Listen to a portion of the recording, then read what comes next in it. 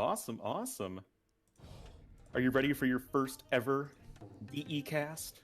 Yes, I am. Are you? I am born ready. Born ready. Oh yeah, and we have two new civilizations in this game. The Bulgarians and this San Civ? Sarakan? I have no idea how to pronounce them. Yeah, but they're truly new. They have Yeah. basically a completely new unit. And if I click the scoreboard, TaToH isn't really playing. I have DauT not really playing. Okay, interesting. Okay, so tell us something about the Bulgarians here, Onlu. Okay, so Bulgarians are an infantry and cavalry civilization. They have their militia upgrade line for free, but they do not have champions. They instead can get some extra melee armor on their infantry. Late game, it doesn't seem that great, but in early game, you can have such a strong early men-at-arms for us. You can go up on like 20 population, just really get those guys up in your enemy's grill right away. Also crap posts. Yeah, Krapost are basically half a castle. Cost nearly half of it and half the strength, and you can still build your strong unique unit. Yep, their unique unit is the Konnik, and it is essentially a fairly generic but strong heavy cavalry unit. But the catch is that when it dies, the rider falls off the horse, and then it becomes an infantry unit that has a very low HP, but it has the same attack strength. So it's kind of hard to kill them, and they seem to perform very well versus melee cavalry or melee units in general. Yeah, that's like the problem, right? If you build the counter to cavalry, he suddenly has an infantry unit with incredible damage output again. Yep, but one thing I do know is they do not match up to steppe lancers. Okay. Because I was playing I was just playing a game with Ganji, the Swedish player, and it was a team game. But we were essentially like I was post imp Cumans and he was post imp Bulgarians. We had like roughly even numbers of steppe lancers and Konniks respectively, and the steppe lancers just ate the Konniks for breakfast. It wasn't even close. Okay. Well, in big fights, steppe lancers have to be good, right? Yeah, definitely. It's just they're so much cheaper. It's like crazy though. Only 70 food, 30 gold. Yeah, 30 gold is really nice there to preserve that as well. So, and we said Saracens is a new civilization as well, because now they have the change that their archers do +3 attack against buildings, and suddenly they get super sick. And yeah, just shooing through all kind of walls. Walls, buildings. Again, I played a game just the other day against Terror, and just killed him in the feudal age with archers. Just killed his stables, and then I just walked around. He tried to house wall, just killed the houses. It's actually insane. Okay, I didn't know that we are bragging about killing arena clowns now, but okay. I mean, it's not so much the fact that I killed him, but how I did it. Ah. Okay. But yeah, the Saracens are really strong. The thing is, to make use of that attack bonus versus buildings and whatnot, you have to actually kill the enemy units. So you still have to win the straight up fight and all that stuff. Yeah, well, yeah, you cannot really run around too much. And I think against Saracens, like walling won't really be an option. So it's just, you always have to produce army as well. And scouting has to be so important as well. Yeah, that would make plenty of sense to me. And you see TaToH just going for the archery range right away. No men-at-arms whatsoever. But DauT? I missed all my old spec overlay features. I don't think DauT has any men-at-arms or anything. I just think he's just made a spearman. Okay, I didn't know I was behind in time. I'm fast-forwarding now. Whoops. Nice spoiler alert. But yeah, we expected archery range out of him. TaToH was going on to gold, is walled off quite nicely, and indeed, DauT is actually going for a skirm approach here. I mean, I know it's DauT, right? But it seems kind of strange. You're not really making much use of your civilization at that point. You'd think you'd want to go for an arm rush. Yeah, maybe he felt, okay, he can't do anything against TaToH if TaToH just walls up. Let's take a look. What did DauT scout? So he did see Yeah, quite walled up area. TC blocking off some woodlines in the back there. Maybe if TaToH would always win with the quick walls. Obviously, you know, now quick walls are so much stronger with the less input lag that he felt, okay, skirm defense is the better approach against someone who can't really take damage. Yeah, that's definitely one way of thinking about it. And like I was saying, Saracen archers in fighting other units are not they're not any stronger, and Saracens still don't really have much of an eco bonus. Their markets are even cheaper now, 75 wood only. So not even as much as like a mining camp or whatever. And you see TaToH going for that right away. I'm a bit surprised that we're actually going for 75 wood. Like, wasn't 100 wood enough? Is that really a big change, the 25 save there? I don't really know what difference it would make. I mean, Saracen markets were already cheap, like you were saying, and if you want to go for those really annoying walls where your opponent just can't do anything about it because markets are large enough so that feudal age units just can't kill villagers over, building them. Yeah. It seems just even easier now, right? Yeah, probably. And that will be tricky to do damage against Saracens if they're properly walling. And, well, TaToH, let's take a look at his resources. He is looking at 100 food. Will probably sell all his stone. Blacksmith now. And I wouldn't be surprised if he doesn't attack and just waits for crossbowman. Yeah, definitely. I do actually, I was just remembered, TaToH is somebody who actually did like Saracens before all the buffs and changes to them. Like I remember in KOTD2 even, he was like picking Saracens in, in his drafts and actually making a good work out of it. I think he destroyed Stark with Saracens and went like fast castle cav archers using the market. Okay. So, I mean, we know Tati's a clever boy, but he's certainly no stranger to messing around with the Saracen market, and you see selling the stone right away. Yeah, and bought some food now as well behind this. Very peaceful game, I have to say. What do we have? 1 kill from TaToH, 0 losses for him so far. Yep. It's still new.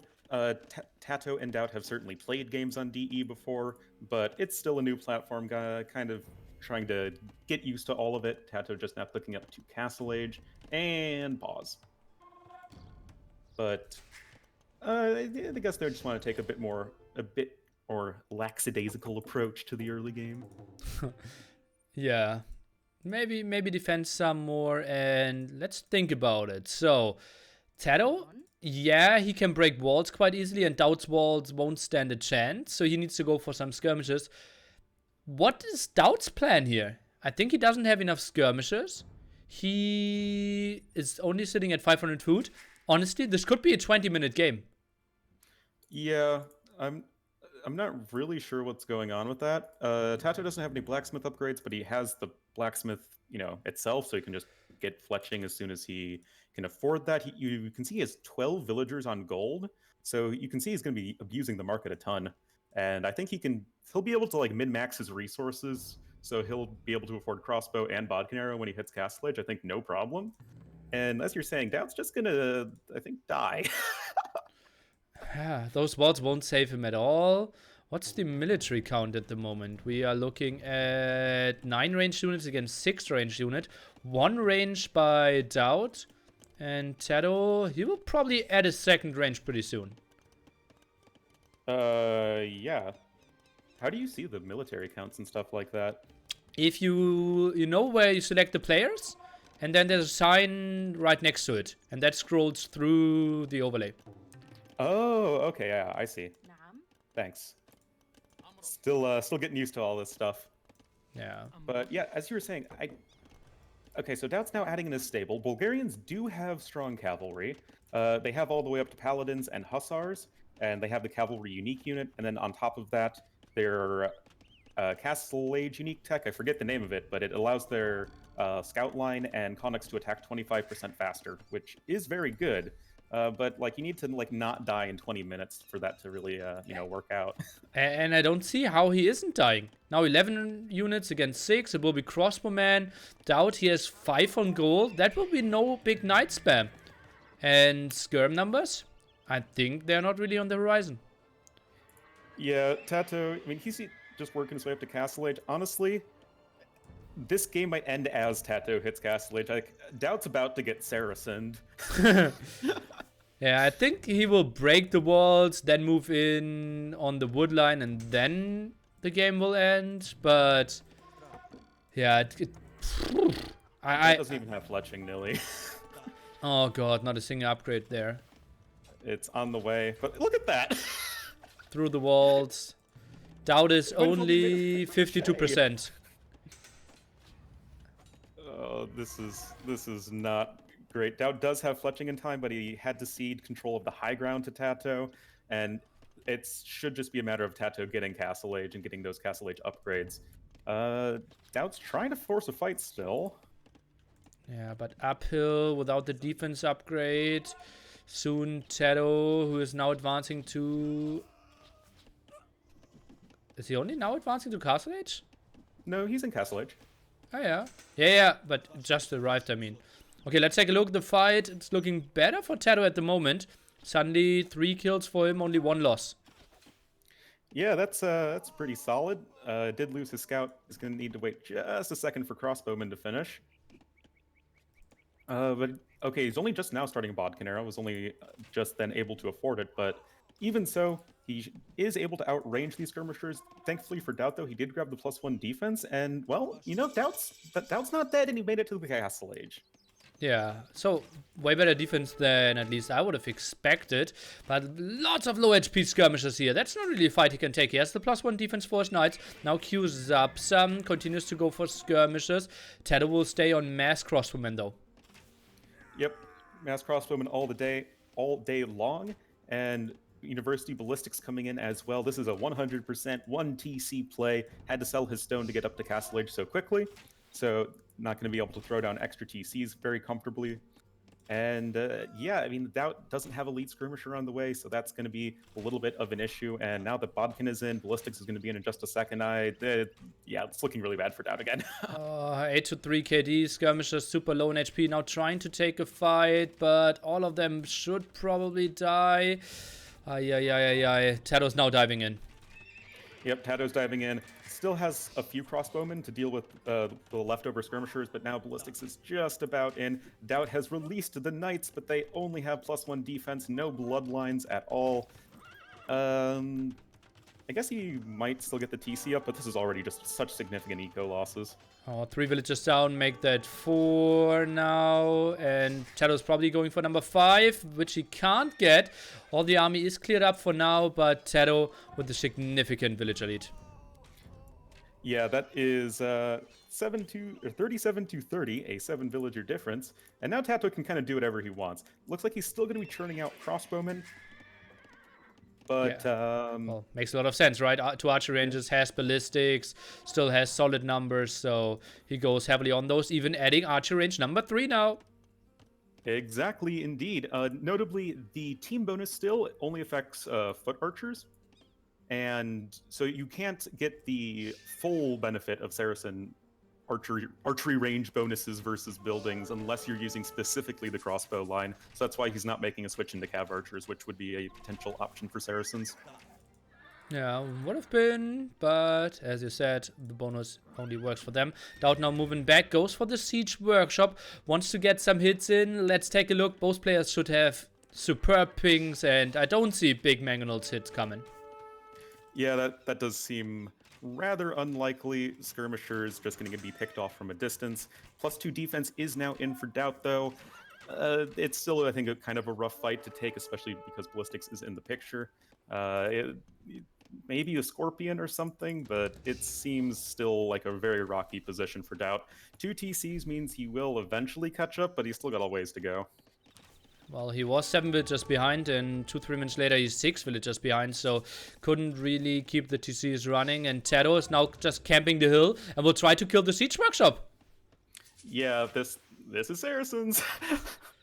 Oh man, it's just whenever you face Saracens, you're just under so much pressure because all of your buildings are at risk of getting absolutely wrecked by just some random crossbowmen. And the more and more that TaToH adds in, the faster that those buildings are going to go down. As you know, each individual crossbowman is getting that damage boost versus buildings and crossbowman unit that you mass anyway. Yeah, pretty low. DauT tries to run here, but TaToH now with 2 groups of crossbowmen. Yeah, villager difference down to only 5, but military difference now getting really sick. 21 crossbowmen on the field. DauT with only 6 knights. One mangonel needs to do some work. Indeed, it does. Again, I'm not really sure what DauT's up to. I mean, he has 150 stone. He did save 50 stone on that extra town center, so he still could afford a tower, which is, I guess, a legitimate point of consideration. But I like how TaToH, I think he split his crossbowmen perfectly so that he has enough to take care of those knights at the bottom, but still has a very scary force in terms of attacking DauT on the north side of his base. Yeah, I love that split as well. And TaToH is now teching for defense upgrade as well. Is he going for camels behind this? Feels a bit like it. Or maybe knights.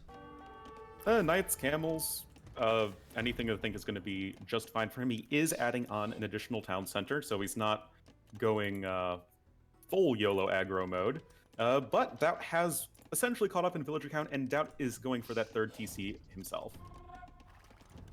Interesting, but only for a very small wood line. It still feels really open. Only some knights, as you mentioned before. I don't think we still don't have bloodlines. What do you think about a forward siege workshop here from TaToH? I would be a big fan of it. This hill between the 2 players is super critical for either of them to control, as it provides an excellent staging point into both players' bases. But TaToH, he's been the one with the map control all game long. And I think, yeah, Forward Siege Workshop would totally solidify that. Look at that. Something we don't see too often. TaToH, every time he's trying to break walls, always opens himself 2 tiles because it's so much faster. And it's trickier for him to eat the big mangonel shots because the crossbows can just get in and out so much easier. Yep. Mangonel has been completed here for DauT. The crossbows are clumped up for TaToH. No dice, though. TaToH paying attention. And yeah, that Mangonel both not sides gonna be... even.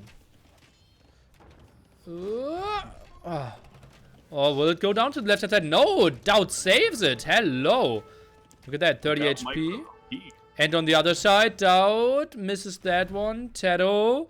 Uh-oh, that's a lot of stuff happening at the same time. Oh, DauT went for the ground attack. Yeah, that one didn't really work out for him. TaToH does seem to have the edge in turn. Oh, just as I say that, TaToH eats a big Mangonel hit.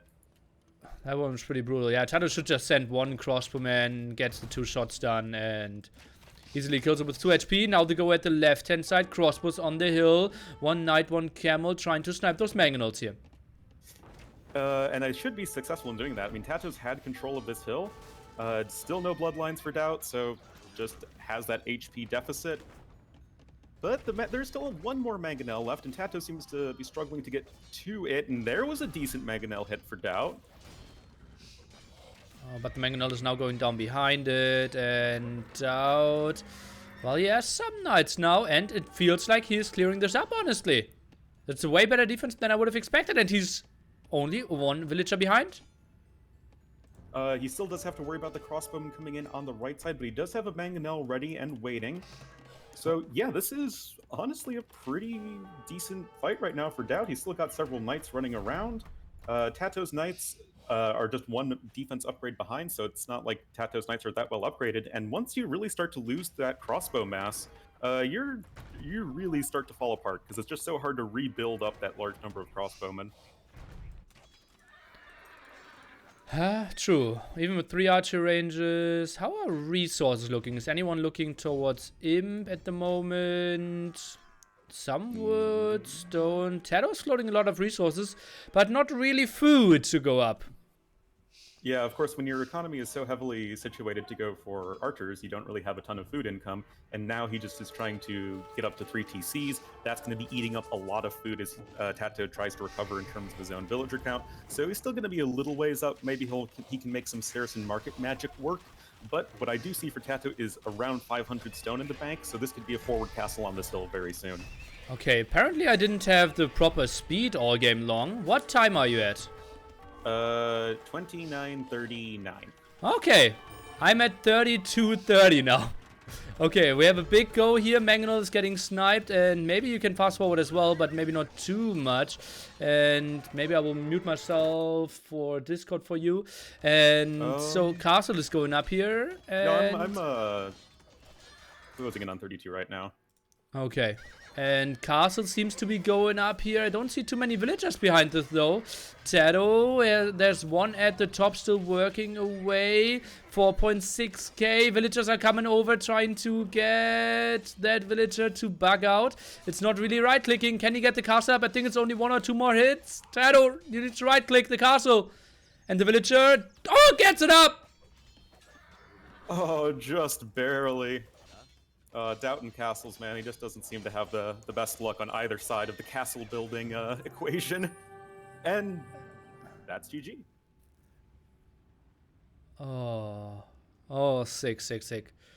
And yeah, I think with like 2 Mamelukes, he could have destroyed everything there. TaToH had the solid eco behind it. Our villagers now 3 more for him. And yeah, it was 40 Cs for DauT, but no chance to kill that castle.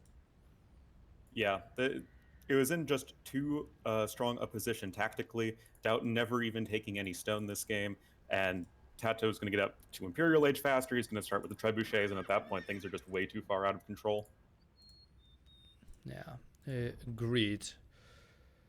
Okay, interesting gameplay here. How much do you think DauT could play to the strengths of his civilization? I think a really strong choice would just be to go for something either super aggressive, go for, like very, very fast men-at-arms, add in some towers, then drop a forward crep host upon hitting Castle Age. Like, I've seen that be really, really scary. Oh, or I think you just take the really, really super passive approach and, you know, get some crep hosts defensively. I mean, I know Saracen archers are good, but they're not busting through a big old crep host and, you know, boom your way up there. I feel like DauT just kind of took a very generic approach to his gameplay, which is not really the sort of civ that Bulgarians are. Yeah, probably. He also didn't have the greatest map, right? With the big opening to the left-hand side, tough to wall there, and TaToH could always find openings. Yeah, certainly. I mean, I think you have to think of Bulgarians in a similar way you do to Spanish, in that you don't have crossbowmen, which I don't think we mentioned earlier, but that's kind of a huge point for the civ. So you really can't go for archers. You have to be a little bit unorthodox in how you play things out. And I mean, imagine if like DauT was playing Spanish right there and he just went for the strategy he chose to go for. Like, you'd feel that was very weak, especially on a very open map, right? Yeah, it was just skirm defense, and then he held some. Mangonel shots were never great. It didn't feel like a man with a plan. No, it did not. TaToH, on the other hand, definitely had a plan. Now Viper's in the lobby. Well, he is probably just there to cheer. And I will talk with my chat. Hear you in game number 2. Will do. Okay, that was weird with the game speed there. I'm not really sure why it did go that slow. I saw that it moved slow as well, and we could move or fast forward, and then it was a bit better for you probably. And yeah, I hope you still enjoyed it. And for the first time, we can see the civs played a bit. What do you think about the spec overlay? I wish we could see more info. CA spoiled us.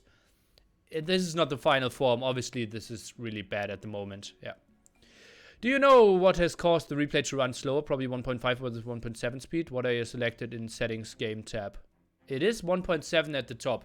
I don't know why it didn't run smoothly. Or it didn't run on the faster speed.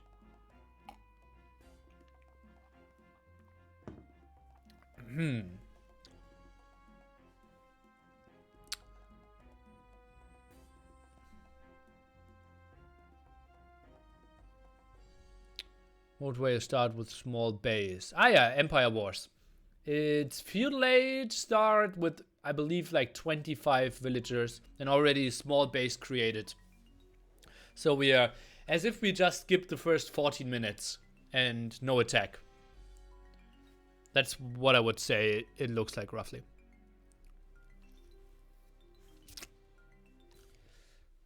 You can ask some more questions. I will try to answer them for you. And yeah, let's take a look at it.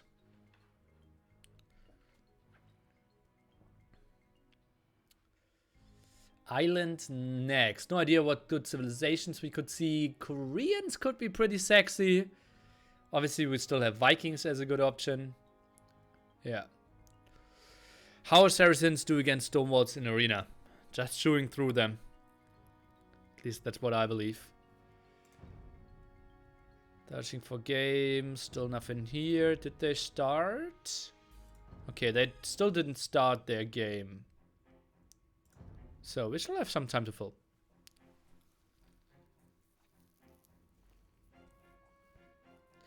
Do you think something should be done to nerf walls more? I really dislike games like the last one where the whole early game is just walling up waiting for Castle Age. I think we did a lot to nerf walls in the last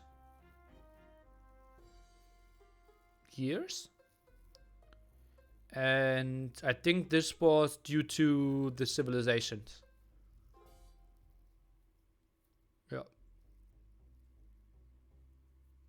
Nilly. We're in game 2. Move them up 1 inch.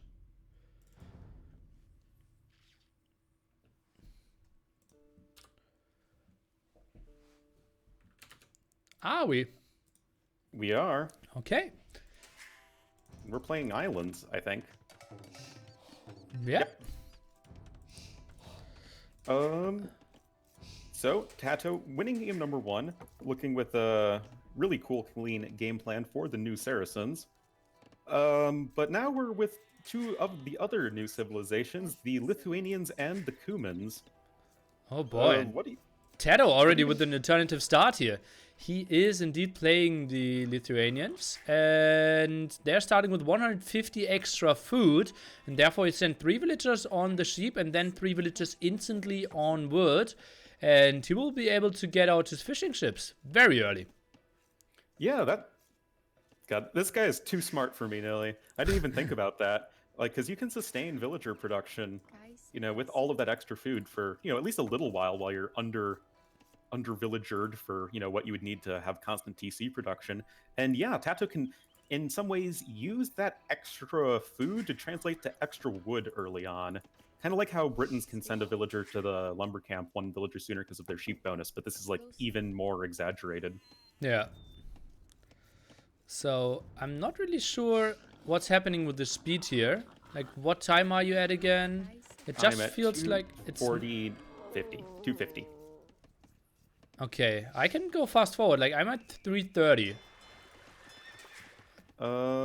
It's really weird. I'm now at 3:43. Yeah, I'm the same. Okay. I think it has to do with, like, me refreshing the browser, like, 20 seconds, after it started and then joining later or something. I don't know yet. We're all still figuring this out here. It's okay. This is just a for fun show match, but yeah, TaToH, with the early dock, gonna be able to pump out some early fishing ships once he can afford the wood. And now we can't. 5 on wood here in the back. Second boar is coming in pretty soon as well. Indeed it is. So the question becomes, neither of these civilizations have good navies. As far as I can remember. I think Lithuanians is like okay-ish, but would you imagine that there's going to be some landing play? Yeah, neither are shipwright for sure. Well, shipwright is really an unimportant upgrade in 1v1 in my opinion. I mean, islands can be very campy though, is the thing. You don't have heavy demos for Lithuanians, and DauT did play Cumans? Yeah. So extra TC in Feudal Age, and yeah, he is bad in the late game. No heavy demos, no cannon galleons, but still galleons, so... Yeah, both have fully upgraded galleons, so it's not like they're totally screwed.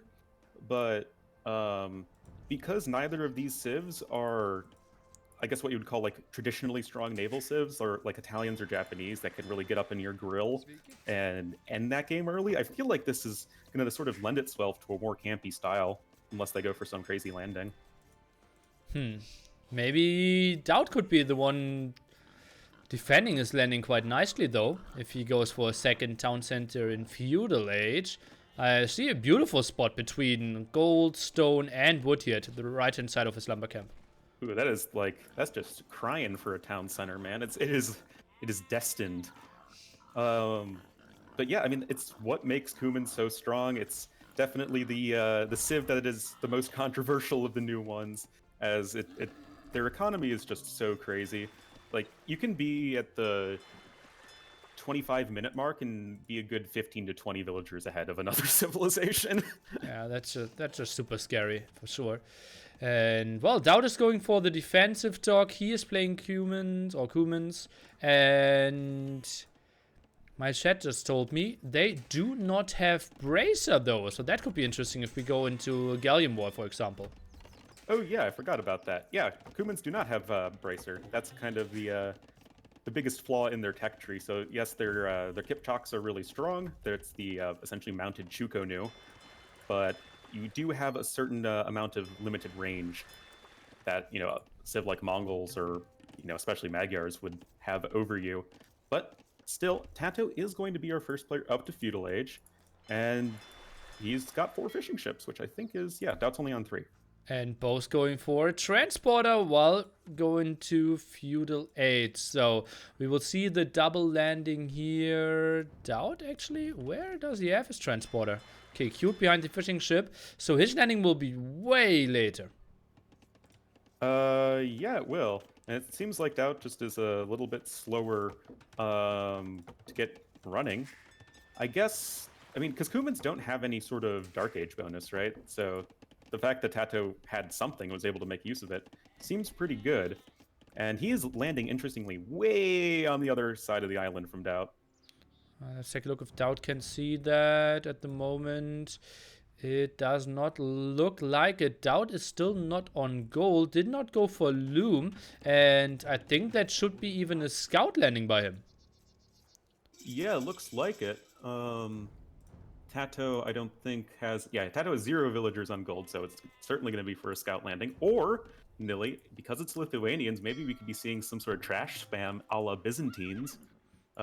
Because Lithuanians do have the faster move speed, but I think a stable would certainly be the more traditional way to go about this. Now that both saw the transporter, I think it will just be DauT defending the landing at home. He is already going for a spearman and is going for a stable at home as well. Wants to defend against the stable of TaToH. And yeah, I think this will be mainly fight on DauT's island, at least to begin with.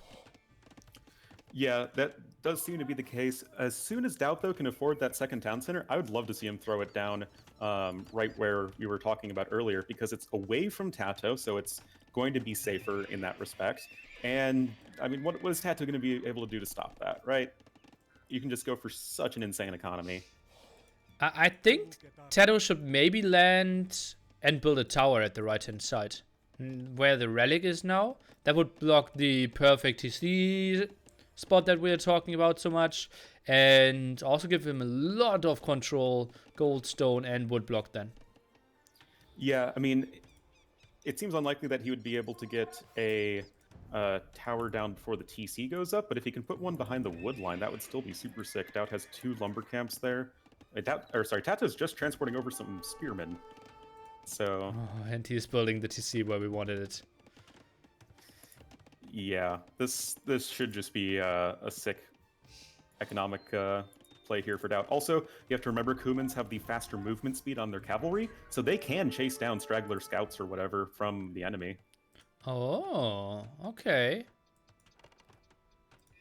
That's interesting. Archer range now from TaToH, who is on gold as well. And if he gets up to like 5 archers... Oh, spearman landing even. That's funny. Has the barracks at home and brings 2 spearmen over. Yes, indeed. That's... what time are you at? I'm at 13:14. I'm at 13:01. Now I'm catching up. 13:04. It's really fast. 14:09. Okay, yeah. So now we see the tower play incoming here for TaToH. right next to the stone mine, so he'll just be slowly mining some stone afterwards. But DauT does have those defensive spearmen, so he'll be able to make some amount of use of it. And we have to imagine that DauT's villager count is just going to be taking off in the near future. Only one villager ahead right now, but I feel like that is going to be increasing quite rapidly. Uh-oh, and DauT is going for the landing. Let's take a look what his scouts can do. Maybe chase down one villager. Seems like an easy pick-off here. Last hit needed. Oh, DauT is going to the side, and TaToH didn't lose a single unit. That's a good start for TaToH here to defend this landing. It's a good start in terms of landing defense, but he did lose a scout and take a bunch of damage on another in trying to attack DauT on his own island, and that's 2 scouts now down for TaToH. And that's definitely not great. And the thing is, now the onus is on TaToH to really make something happen, because Lithuanians don't really have an applicable eco bonus at this point. And yeah, that DauT's just going to explode economically.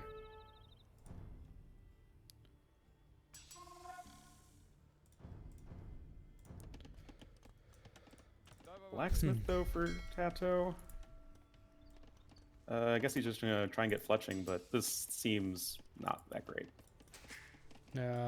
He's maybe playing the long game, just trying to control the gold and the stone there, some of the wood. If the game goes on for, like, let's say another 40 minutes, and they both keep the map control they have at the moment, TaToH would easily win. But how would TaToH be able to keep that map control if he's down by 20 villagers? Probably wouldn't. Maybe we can make something happen with the archer landing. Only spearman defense at the moment from DauT. And TaToH, he could juggle a bit with those archers. Look at that. Maybe shoot some. Jump into the transporter. TaToH, save your archers. Okay, not happening. Yeah, that's a little bit unfortunate. And now DauT does have fletching of his own, going to be able to chase away the archers from TaToH. And yeah, that should be really good for him. I think on the water, you see a few, occasional fire galleys. TaToH has gone for several fishing ships. He's on, what, like 7 or so right now? So he does have that, but now DauT is... No, yeah, DauT's building just, I think, only 1 warship. Just 1 fire galley. Oh, that's pretty ugly. DauT with 3 fishing ships in the back, but yeah, he's killing everything at the front. Or is he? Now 2 fire galleys should get some damage done, but TaToH has 3 himself. Indeed he does, but I think this, the fact that TaToH has those fishing ships is what's allowing him to actually still keep up economically, which is pretty great for him for the time being, and he's switching over into the galleys themselves, so he feels like he's winning water and can start to snowball that advantage a bit more. But I don't really think he's there quite yet.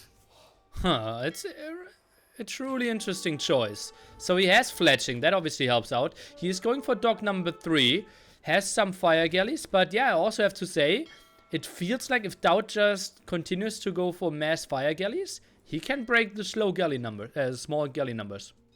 Yeah, certainly. And DauT going to be able to snipe that transport ship of TaToH. So now it's just those 2 archers who are kind of stranded there on the eastern side of DauT's island. And yeah, I think that if you just continuously pump out the fire galleys, the numbers really have to start scaling quite highly for the galleys to start to be able to overtake the fire galleys, right?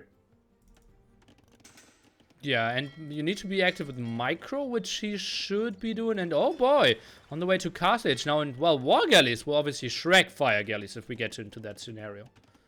Yeah, last time I checked, Castle Age units tend to beat Feudal Age units. And TaToH able to get that Castle Age faster than DauT, both because he's had more fishing ships working for longer, so that's obviously a huge boost to your food income, and because DauT has 2 town centers to eat up the villager work time. So that's actually going to be a very nice advantage for TaToH. Okay, how are resources looking for DauT here? He's sitting at only 160 food at the moment. That's pretty damn low. And TaToH, he should be able to use his timing quite nicely. Now goes for the raid into the woodline. Oh no, he doesn't. With his galleys here in the back, could have been an option. Nice split by DauT. Indeed, that does appear to be the case. DauT trying to just sink whatever ships he can, but TaToH just sailing away as best he can. And he seems to be doing a decent job of taking this fight, and I think TaToH should be just fine. Let's take a look. He's now taking 4 war galleys. Builds 1 knight behind this. A small misclick. Nice explosion animation here. And TaToH, he is shipping away. Only 3 fishing ships left for him. But added 2 more at the top. So he's up to 5 again. Yeah, but the villager difference is already somewhat getting out of hand. Nearly, that's almost 15 villagers ahead right now. That's just sick, man. DauT at 56 villagers, actually at the top, if we only count villagers, and TaToH is at 40, so indeed 15 ahead. TaToH, is he adding any extra TCs? 1 for now. 1 extra TC for the time being, and he still does have that tech advantage. I would love to see a forward siege workshop or something on the island of DauT. There are already some knights out and about. +1 attack, I'm not sure if, I guess you grabbed forging at some point? Because, of course, we have to remember that Lithuanians are going to be getting extra attack for their cavalry as they collect more and more relics. That would be something interesting. Relics. I can see 2 at the moment at the top. Tough to judge where they are. Yeah. I've been able to play with some 23 attack paladins in the team game. Lithuanians are pretty good pocket civ. Yeah, I believe that. If you get onto the enough relics, for sure. Yeah. Well, in team games now, there are more relics. There's 10 relics in 4v4. Oh, sick. I love that, actually. Yeah, I mean, it doesn't make too much of a difference, but, I mean, especially Lithuanians, it makes them much more consistent in getting that huge cavalry attack bonus. Yeah. The problem is you cannot really deny that, right? If you play 1v1 against Lithuanians, and you know, okay, they get +1 attack for the cavalry, for every relic, you're trying to wall in the relics, try to contest those, but in a 4v4, that's pretty much impossible, so they're guaranteed to get to those sick paladins. Oh, according to apparently Trirem, is that they can have up to 12 relics even. So yeah, I mean, in the game that I mentioned, I was able to get 5 relics that were on my team's side of the map. Oh, yeah. So well, it's really possible. The bonus is capped at +5. Yes. So yeah, you won't get to like +30 attack or something if you play graveyards. You won't get to +30 attack, but if you can still very consistently get up +5 attack, that's, you know, more than enough in most scenarios. Yeah, absolutely. Okay, DauT now, 90% castle or even a bit more. Dock is going down. TaToH did catch up with villagers, only 7 behind at the moment. And military count, I can see 14 warships against 9. That does appear to be the case, and of course, war galleys having an edge over fire galleys in that they have the range, right? So you're able to bombard the shoreline, able to harass these lumberjacks, and yeah, DauT is in a pretty tricky position right now. He still has the economic lead, but now TaToH has the 3rd TC on DauT's island. So yeah, DauT actually is at a TC deficit and will start to fall further and further behind if he doesn't do something. Okay, I'm at 2740 now. DauT is moving in quite heavily here. Demo connection could be pretty sexy. Yeah, looks like a good one. And both players at the moment fighting without Botkin, though. Yeah, that is kind of surprising. Oh, no. Demo ship coming in. Oh. I think that was looking like a decent fight for DauT until that demo ship hit. Yeah. Actually, it's still not too bad. Looks pretty even. 10 ships against 8 ships at the moment. Fire ship at the front. I think DauT is losing that fight, though. Yeah, I mean, there was a while where there was a fire ship that was not doing anything, and oh, that's another great amount of splash damage for Mr. TaToH. DauT is adding in his own 3rd town center, adding in a monk as well. But yeah, I mean, it seems like DauT's just kind of getting squeezed out on his own island. How is the stone count for TaToH looking? He is at 400 stone already and getting some more stone, 7 villagers. He soon will be able to build a castle and then build it in front of the gold. DauT, he won't have that much gold left if the game goes longer. No, he will not, and that would be a huge problem for DauT. And yeah, again, he still has a tiny economic lead, but it isn't that crazy. And you're going to be running low on gold pretty soon, like you said. He's going to really want his own defensive castle.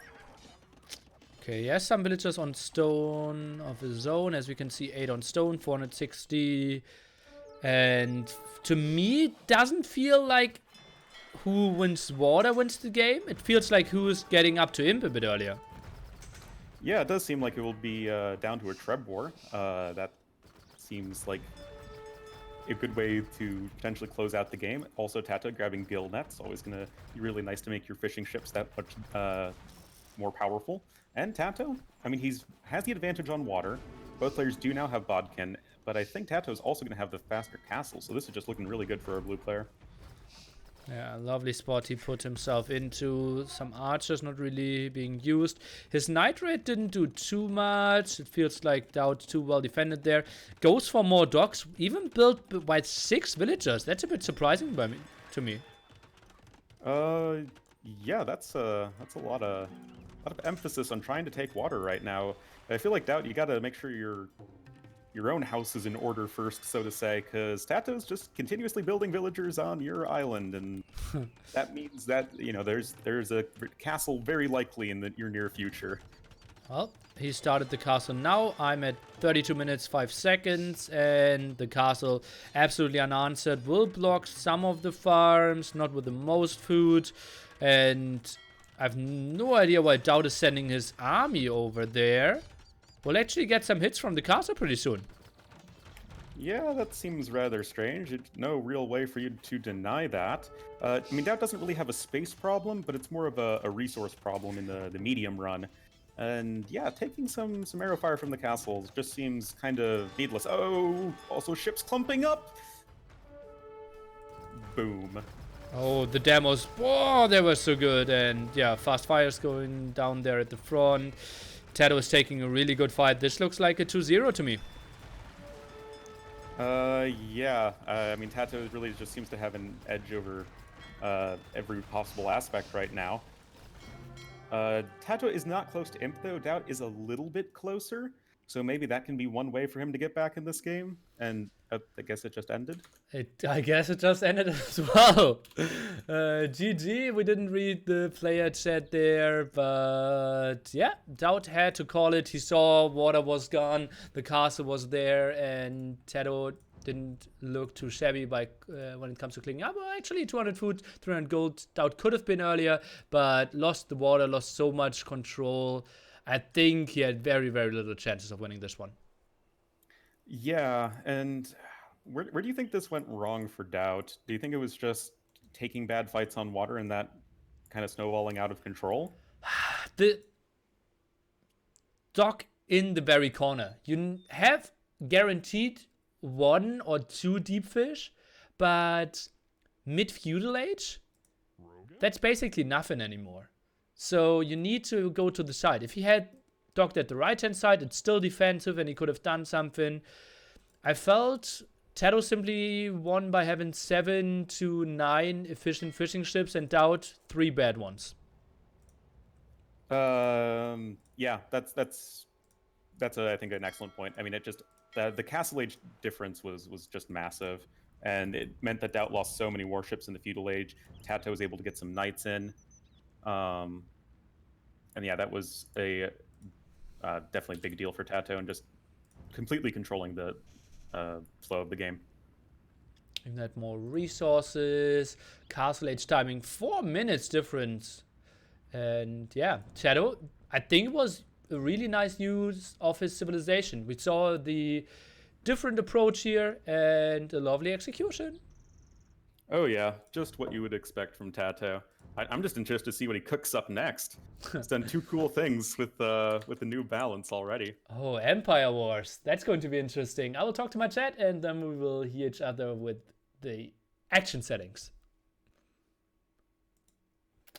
So, thanks for your support, guys. We had Leckerding flying in for half a year and Lucius Saneos, a new one. Welcome to the Hippo family. Hope you're enjoying those show matches. Obviously, remember, guys, this is not the final form of the game. So, obviously, all the work we put into AoE from, what was it, user patch and capture age, let's say 2010 to 2019 is way better as a product than what we have now. Let's see how the game will look in, let's say, 3 months. Or to NAC. That's where it all counts. Game can be completely broken. It comes down that it's finished in 8 weeks. Actually, it's exactly 8 weeks now. Sick. I didn't even think about it. Well, Microsoft hire user patch and CA dudes. Rumors have it that they tried. What civ settings are you learning towards for NAC, unless you don't want to talk about that yet? I made a great AoE zone thread. If you have any ideas or wishes, you can post in there. I will read every single comment. And then at the last weekend of November, I will sit down with all the players and casters and we will discuss all that. At the moment, I have some ideas, but it's just pretty random, everything.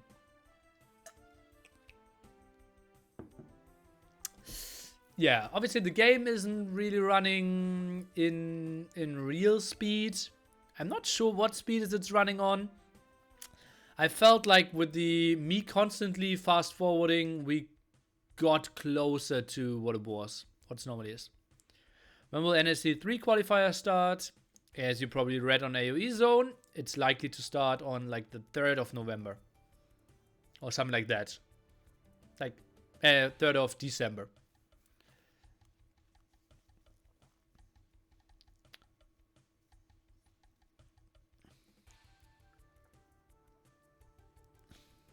I can answer some more questions if you have any. About the game, about what they went for.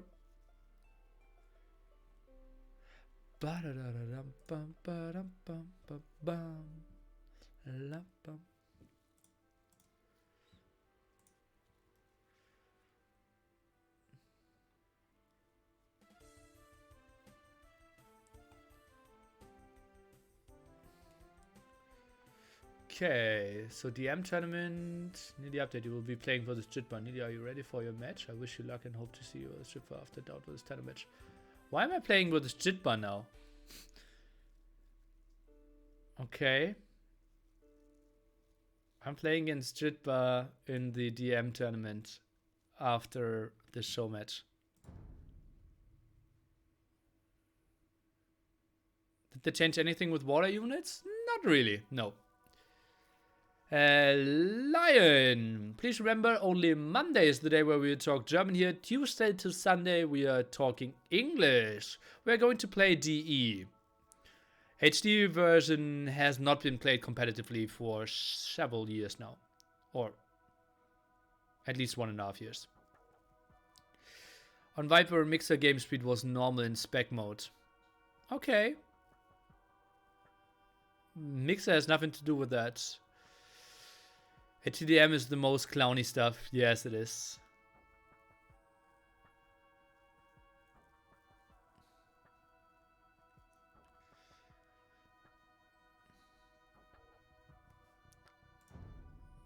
Okay, they still didn't launch the game. I don't see them. Ah, okay, they're still in here. They may be talking some.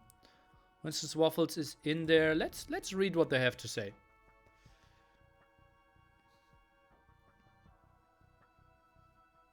Just lurking. As long as Winston Waffles is in there, they might be just chatting for something. So Serengeti game mode is wrong so far. DauT knows. He knows. They can go.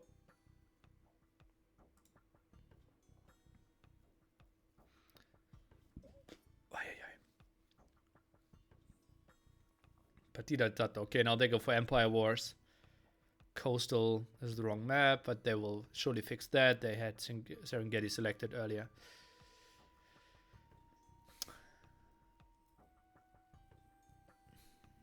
Hey, yo, Arrow. Now every idiot is probably joining here. Just to jump in and grab any information. Winston Waffles is an AoE 1 streamer. Just realized that we have show match with DauT that started on time. It didn't start on time. We started like 15 minutes late, I would say. Maybe in 20. Like, I went on toilet 12 minutes past, and we didn't launch.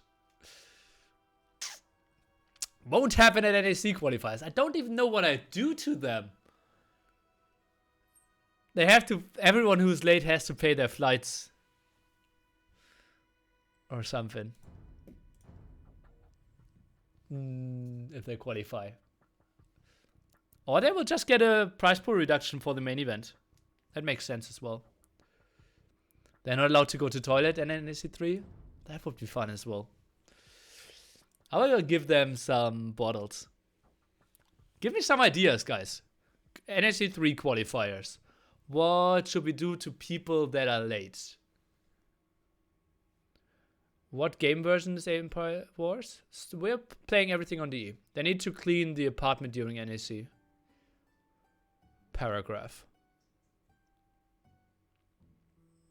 No. In DE, can you host games in peer-to-peer? Yes. It's basically two versions. You can do ranked. Oh no, peer-to-peer? No, it's always server-based. I think it's always server-based, yeah. If they qualify live karaoke on stream.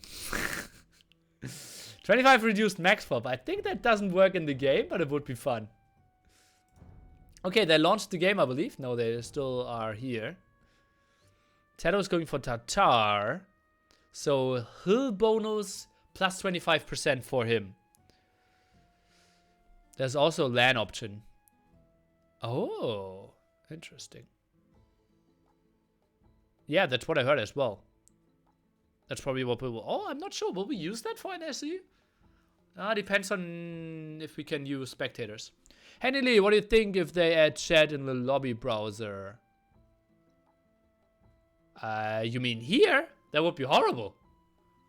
Like, that's like super toxic already on Woobly. Like, people spamming, I'm hosting Land Nomad, 7 out of 8 people, jump in, 300 games plus, no smurfs, no quitters. And then you see 2 players, one of them is AFK. So, I don't really see the value of a chat here at the side, no.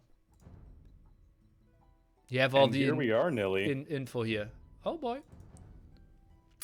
Empire Wars or whatever. Or whatever.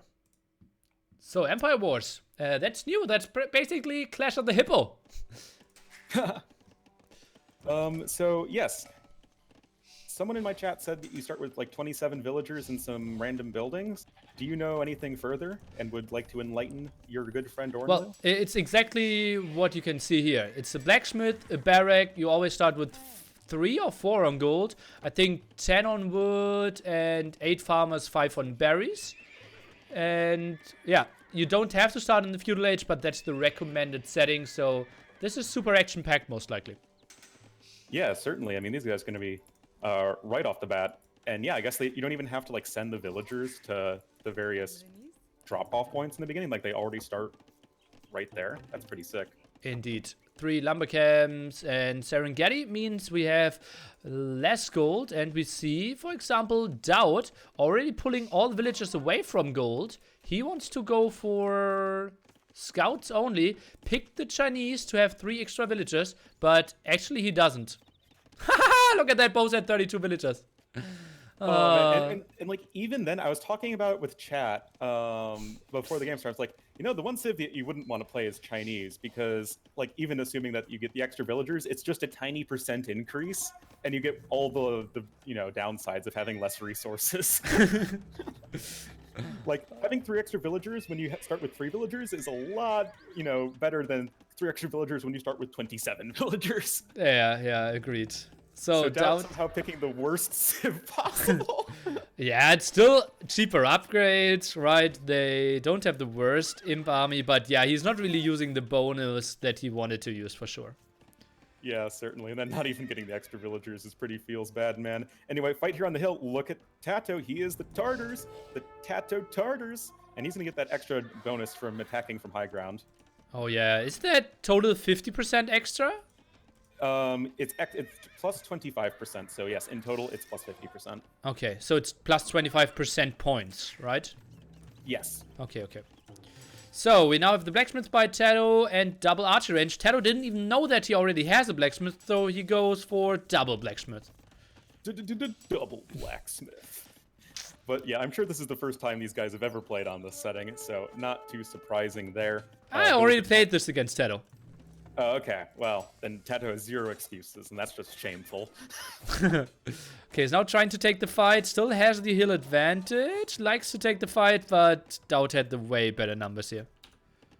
Indeed, he did. Also, having the spearman is very helpful. And DauT will be able to clean everything on up right there. TaToH definitely making the more concerted switch over into the archer play, though. Okay, let's take a look. Now the scouts are coming in. TaToH is trying to fight with his villager spearman around.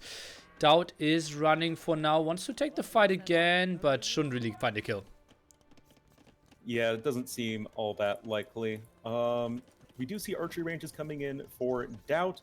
Chinese, obviously, super broad tech tree. You can kind of go for anything. Tartars, though, I think maybe we'll see TaToH want to switch into calf archers in the mid game. Might be a good choice for him, but has to be a little bit careful right now with these spearmen. Needs to get more out. Is going for number 2. Number 1 went down, but only 2 more scouts.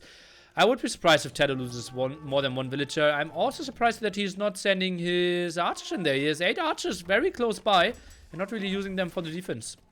Up to Castle Age, though. Hello. Yeah, that's pretty nice. I guess he just invested way less into scouts. There is also the forging upgrade in for DauT, so he spent 150 food on that as well. Even milling this huge herd of zebra here in the middle. Yeah. Really going to be taking advantage of that map control. And it is not 150 food because he is Chinese, but you're absolutely right. It's a lot of investment. And he also went for bloodlines. So huge investment here when it comes to upgrading his scouts. Goes now for mass archers and fletching behind this. DauT is kind of playing a feudal age all in. TaToH with that gold spot might be getting some problems. Yeah, that is very much exposed. I mean, this is Serengeti. It's the most aggressive map that is, you know, tournament standard. And yeah, I mean, having all of those scouts means that DauT's army is going to be pretty scary. And whatever TaToH chooses to go for in the Castle Age, it's either going to be like a knight or something from 1 stable or crossbowmen cav archers from 2 stables. And that still could potentially die to this huge army from DauT. Uh-oh, DauT is moving in here. I'm at 8 minutes, 45 seconds. TaToH and DauT both attacking each other. TaToH completely off gold now. And TaToH, he cannot return the favor. Did snag some units, but that was it. DauT is sending his villagers to the top. I like the position of DauT. Yeah, definitely. TaToH is being idled from so many important resources, and now that he's hit Castle Age, he only has 178 gold to do stuff that is actually enough for crossbow and bodkin. Exactly, and that's indeed what TaToH is going to be doing. So that's pretty lucky for TaToH, and he's going to maybe get a couple villager kills here on the left side of DauT's base, or not.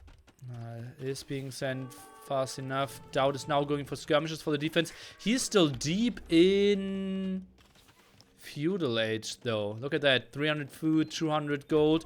Comes around, tries to get something done. TaToH is rushing out at TC here, but still not on gold. Not on gold, indeed. And that means whatever you go for is going to be fairly weak. And DauT should be able to pick off any spearmen quite easily. As it happens, Tartars have the single worst infantry line in the entire game, and so you can't really go for like any sort of pikeman defense or anything like that. No chainmail, no squires. Okay, I was wrong with the upgrade here. We have DauT on the way too. The Castle Age already 51% here, and now TaToH with the market. Is he trying to rush out a TC at his gold? Maybe could have gone for the sneak attack. Didn't really happen now. And honestly, less damage done than I would have anticipated. Both with the nice defense. Both players not really sustaining a ton of damage. There is actually a fairly attractive TC spot to the southeast of TaToH's base, but did not scout it, unfortunately for him, as this is just such a hectic start. So yeah, TaToH's just really going to be struggling for gold income right now. Okay, what's his plan? Has the TC up now. Is going on to stone as well. Not too sure. DauT is now moving in with 90% Castle Age. He's trying to make something happen with his skirms. Tower is helping out a bit as well. We see Elite Skirm, Botkin, Crossbow, and Light Cav. He's going for 4 different upgrades. DauT is crazy. Just do all the things. I mean, I guess his economy is fairly strong, but I mean, going for Light Cav makes sense. I think it's usually worth it when you have like 5 or so scouts at relatively healthy HP numbers. And yeah, DauT has way more than that, and he has the good upgrades on them already. So that makes sense to me. And he gets a nice clear up. TaToH is going for TC number 3 after he loses his army, and will get the TC up at the front, but that's only protecting 2.4k gold. Now goes into more crossbowman. It feels like DauT might have the better army here. Yeah, I mean, I like his army composition a lot more, and TaToH, yes, he's on the 3 town centers. DauT is only on the 1 right now, even grabbing a university. So the onus is going to be on DauT to do something, but I think he's in a pretty good spot to do it. The forward siege workshop is something I would love to see. He is behind by 4 villagers at the moment, but heavy military advantage. Has villagers around here, still gets a lot of free food. Yeah, it just feels very natural that he pressures that front area. Yeah, I mean, they're so close to each other, and you also have the cracked terrain, right? Dome buildings take extra damage when they're on the cracked terrain, and that TC does very much look to be on the cracked terrain. Oh god, I've never heard of that before. Yeah, it was a thing when it was added in African Kingdoms. It was bugged initially, but I think they fixed it, and I would imagine it works in DE. I think so as well. Double raid now. Some crossbows at the top. Light cap at the right-hand side. And so far, no reaction from TaToH. Okay, now sends the villagers over. Tries to take the engagement at the top. Scorpion is doing some nice damage as well. DauT is running. DauT is indeed running. Interesting idea to go for the Scorpion right away instead of a Mangonel. But, I mean, it has dealt, fairly consistent damage. The problem is he needs to finish off the crossbowman still, and usually the way archer fights work is that you just do a ton of overkill on individual archers, so the fact that a ton of the archers are at like half HP isn't as relevant. Yeah, true, especially if you try to right-click. Maybe spread formation and some patrolling would avoid that. And look at that, DauT with another raid. He is attacking like 4 angles at the moment. Yeah, and that's the life of someone playing Serengeti right there. It is just such a hard map to defend effectively. And yeah, TaToH's economy is completely scrambled right now. He's got villagers running in every possible direction at once, except in the direction towards gathering resources. True.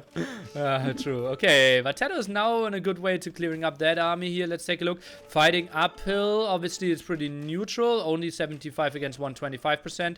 And yeah, that's still horrible for him. Yeah, that's not great. Both players do have ballistics. Oh no, TaToH actually does not quite have ballistics just yet, so that was another advantage that DauT had in that fight. And yeah, that's some nice easy clear up. Cavalry coming in now from DauT. The Knights +1/+1 bloodlines going to be quite strong, and TaToH is just really struggling to gather resources. His villager count is still good, but it's just the actual time spent gathering resources is so limited. Yeah, always needs to run, and that opens him to raid at the right-hand side again. DauT is playing it with 2 TCs at the moment. Still the question, why is he not adding a siege workshop at the front? I don't know. To be honest, I think it would be a really good idea. You're on the 2 TCs. I mean, 2 TC aggression is totally fine, especially on a map like this, but like the gold income could really be pressured quite heavily right now if DauT had a Mangonel or 2 working away at that TC, which I think takes a little bit extra damage or something from being on cracked terrain. But yeah, TaToH still has gold income right now, and stone. Okay, wood will get less efficient though. Gold, how much does he have left? 400, 800, 1.4k gold there. So he's running out of it eventually, and he's pulling the boys and grills. That does appear to be the case. Is it going to be for a castle? Yes, it is, and that is a very nice position for a castle for DauT. Would have loved to see it a bit more aggressively, but I think he couldn't do it due to the terrain there. And yeah, it controls a nice area. It's not threatening anything really at the moment though. But for example, a beautiful spot to add some mangonels and pressure both of those TCs. Yeah, I think because it is like a completely, steep incline, I don't think DauT could have built the castle any more forward. But, in terms of the, medium to long run, it's just such a strong position to attack all of those resources. And it denies a lot of wood, interestingly, of TaToH. This is definitely a big, important area for him. 4th TC, though, for a blue player to the north. Well, will it really go up? We have some crossbows around. Yeah, TC should go up. Nice snipe of the Scorpion, though. Honestly, we could see some interrupted sentences. So, someone in my chat posited the idea that the game ends for us once the players leave the lobby, meaning that we miss everything that involves spec delay.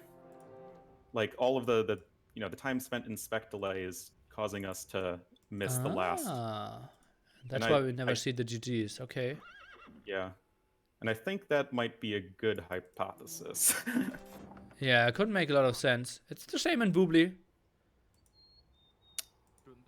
Right? Yeah.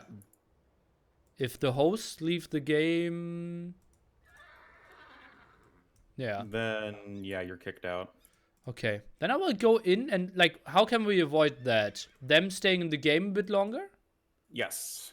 I think we should yell at them to do that. Okay. I will jump in there and talk to them. We will take a look at the statistics before that. And we assume DauT won this one. Yep. That's my guess. I actually already jumped out of the game. Does it say like to have the little crown next to DauT's name? It does not. Is it next to TaToH's name? Oh, it's hidden. It's hidden. There's a third of a crown. A third of a crown.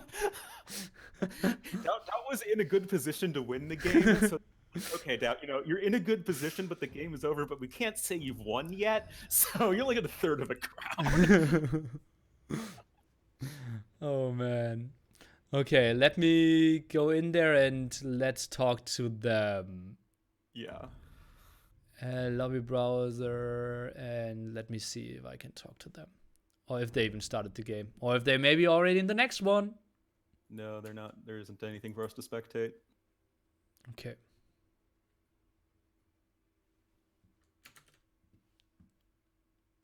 Score is 2 to 0.3.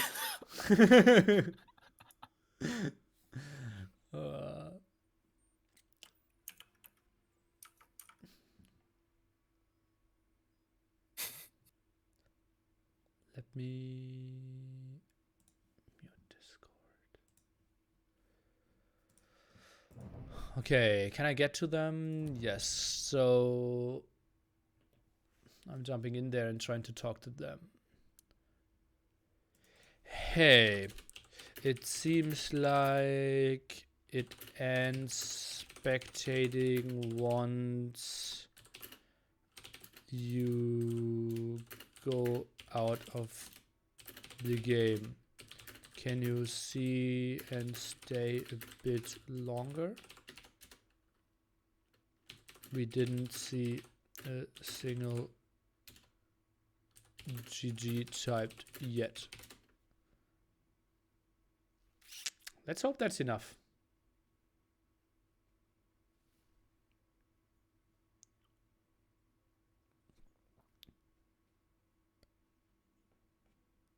Yeah, code DauT has one. Okay. Maybe try to change, change back and force the game speed in the settings game to see if it helps with the speed problem. Okay, I think I will try to go for it. Not to interrupt your focus. And I stayed for 1 minute.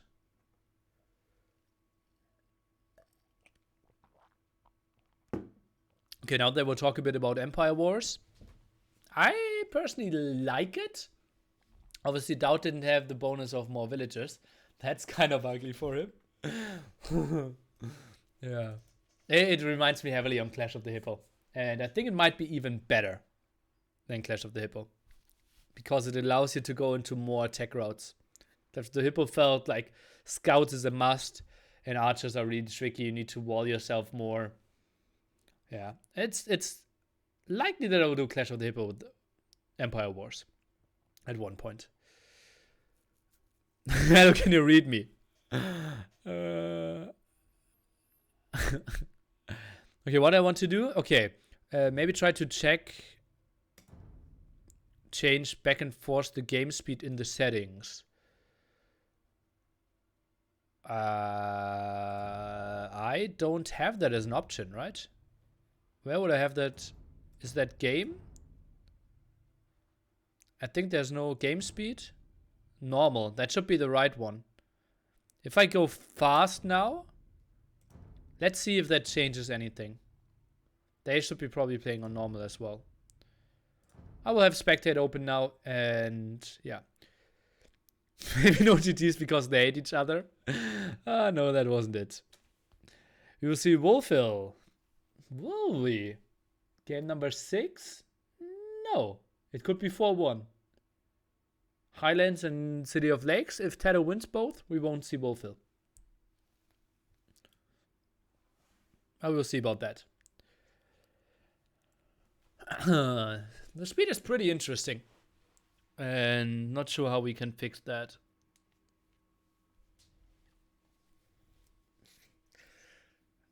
So Jitba versus Nilly.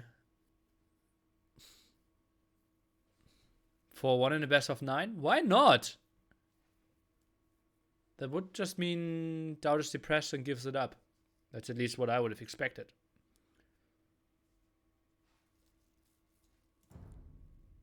You and only counting till 5. It's more about the mindset. Like if DauT is 4-1 behind, the series is basically over, and yeah, we will see the map Wolfhill, but not a competitive game on it. That's what I meant.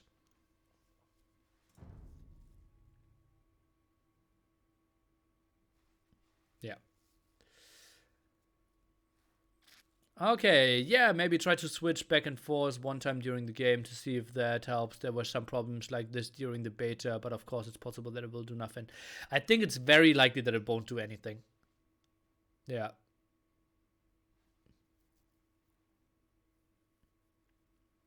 Uh-oh, tournament admin messaging me for the DM thingy. Let's see if I get admin loss. Are you ready now, Nili? Your match versus Jitba? Not for at least an hour. Not for at least 1 hour.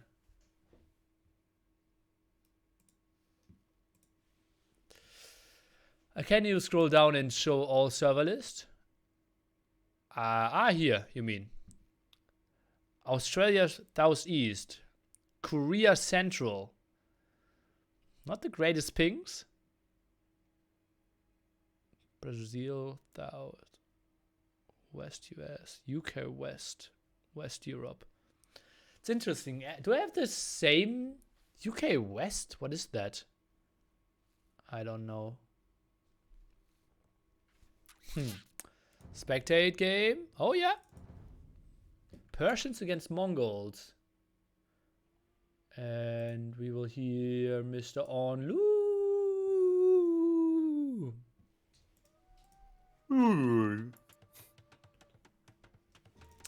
So, what are we having for ourselves here?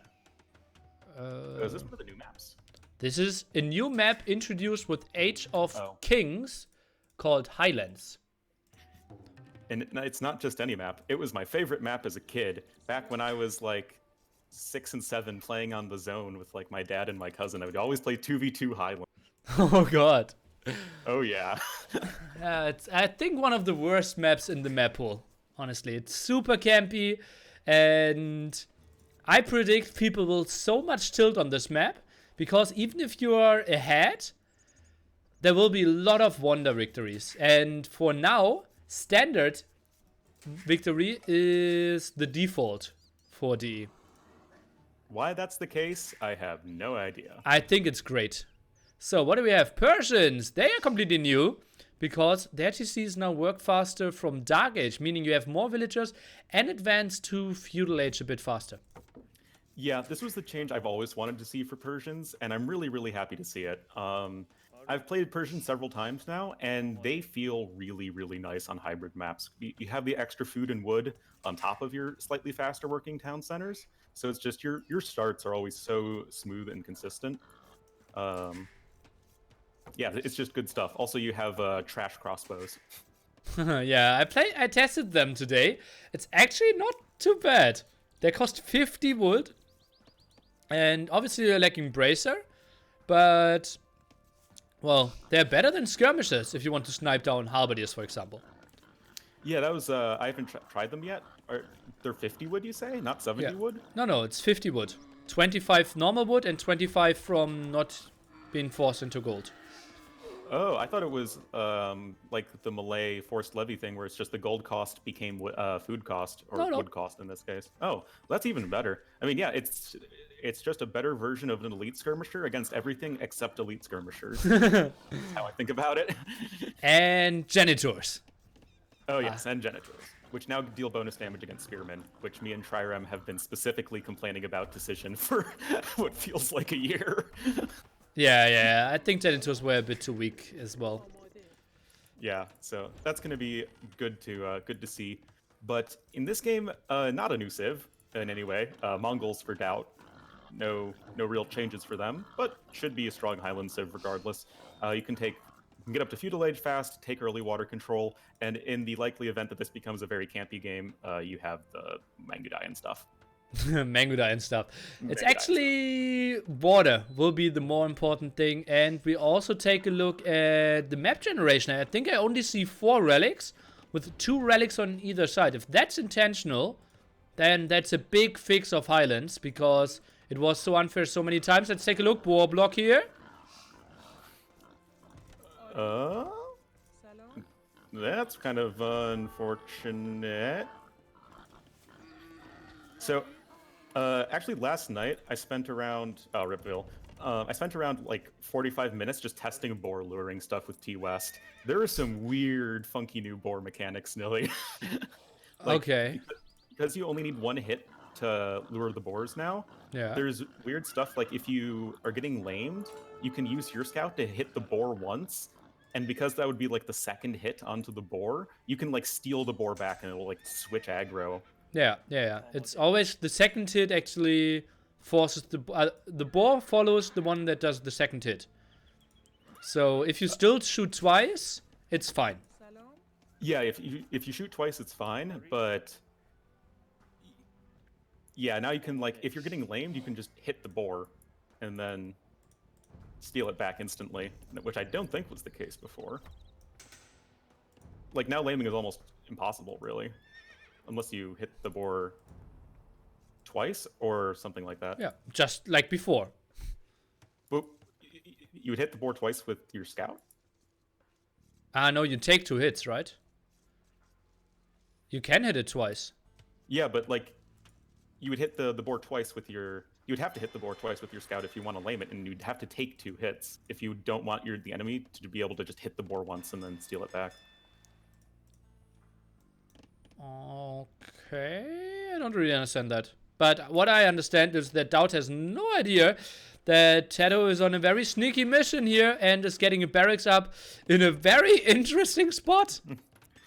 Yes, TaToH hiding in plain sight by building barracks right in front of DauT's base. Yeah, but DauT wants to transport, and those 2 villagers won't spot the barracks. Are you kidding me? Oh, he will spot the barracks. Okay. Where's the Korean bonus when you need it? Need that extra villager LOS. But yeah, now DauT just running right back with those villagers. I think he canceled the transport ship too. And because, of course, he is Mongols, he's going to be faster up to the feudal age. And doesn't actually have the barracks yet. That seems a little bit late, but DauT will be able to respond to this just fine. Yeah, he has water. TaToH is not on water and only now goes for the villager there. I would be surprised if TaToH is doing a lot here. Yeah, and because TaToH already lost a villager, this just seems like a really, really rough spot for TaToH. No fishing ships. He's likely going to lose the villager at the front. And now he's making militia. What? Okay, so men-at-arm opening here. 1 spearman by DauT. Here he's not going on to gold so far. DauT force fishing ship. TaToH is just walling himself. That will be like 3 men-at-arms into fast castle? Or is he trying to make an archer range work? I would be surprised if that works. Well, TaToH wasn't on gold until just right now, so it's actually 2 militia that won't be able to be upgraded to men-at-arms, because he doesn't have any gold. Weird stuff. And he's walling so much. Now a dock at the front that DauT sees instantly. And DauT will queue up a fire galley behind this. TaToH still sneaking around. Huh. Tough decision making here. Yeah, still seems kind of strange though. DauT, he didn't queue up any warships. Did he not? Why? He Oh, no, has no. one out. Okay, that And was it's now weird. in It gold. didn't show, the production tab thing didn't show up when I was clicking the dock, but Maybe it just finished. or no, I was on TaToH's POV. That explains it. Ah. But Okay. regardless, yeah, TaToH will be able to get his own ships out. Dock will be producing a little bit faster, and yeah, militia aren't really going to do anything, I think. Yeah, spearman defense of DauT is good enough here. 3 spearmen. Yeah, there's some shenanigans trying to take the hill advantage, but DauT on point with a micro, and will go for an archer range as well. TaToH in a bad position. Starts with a demo, follows it up with a fire galley.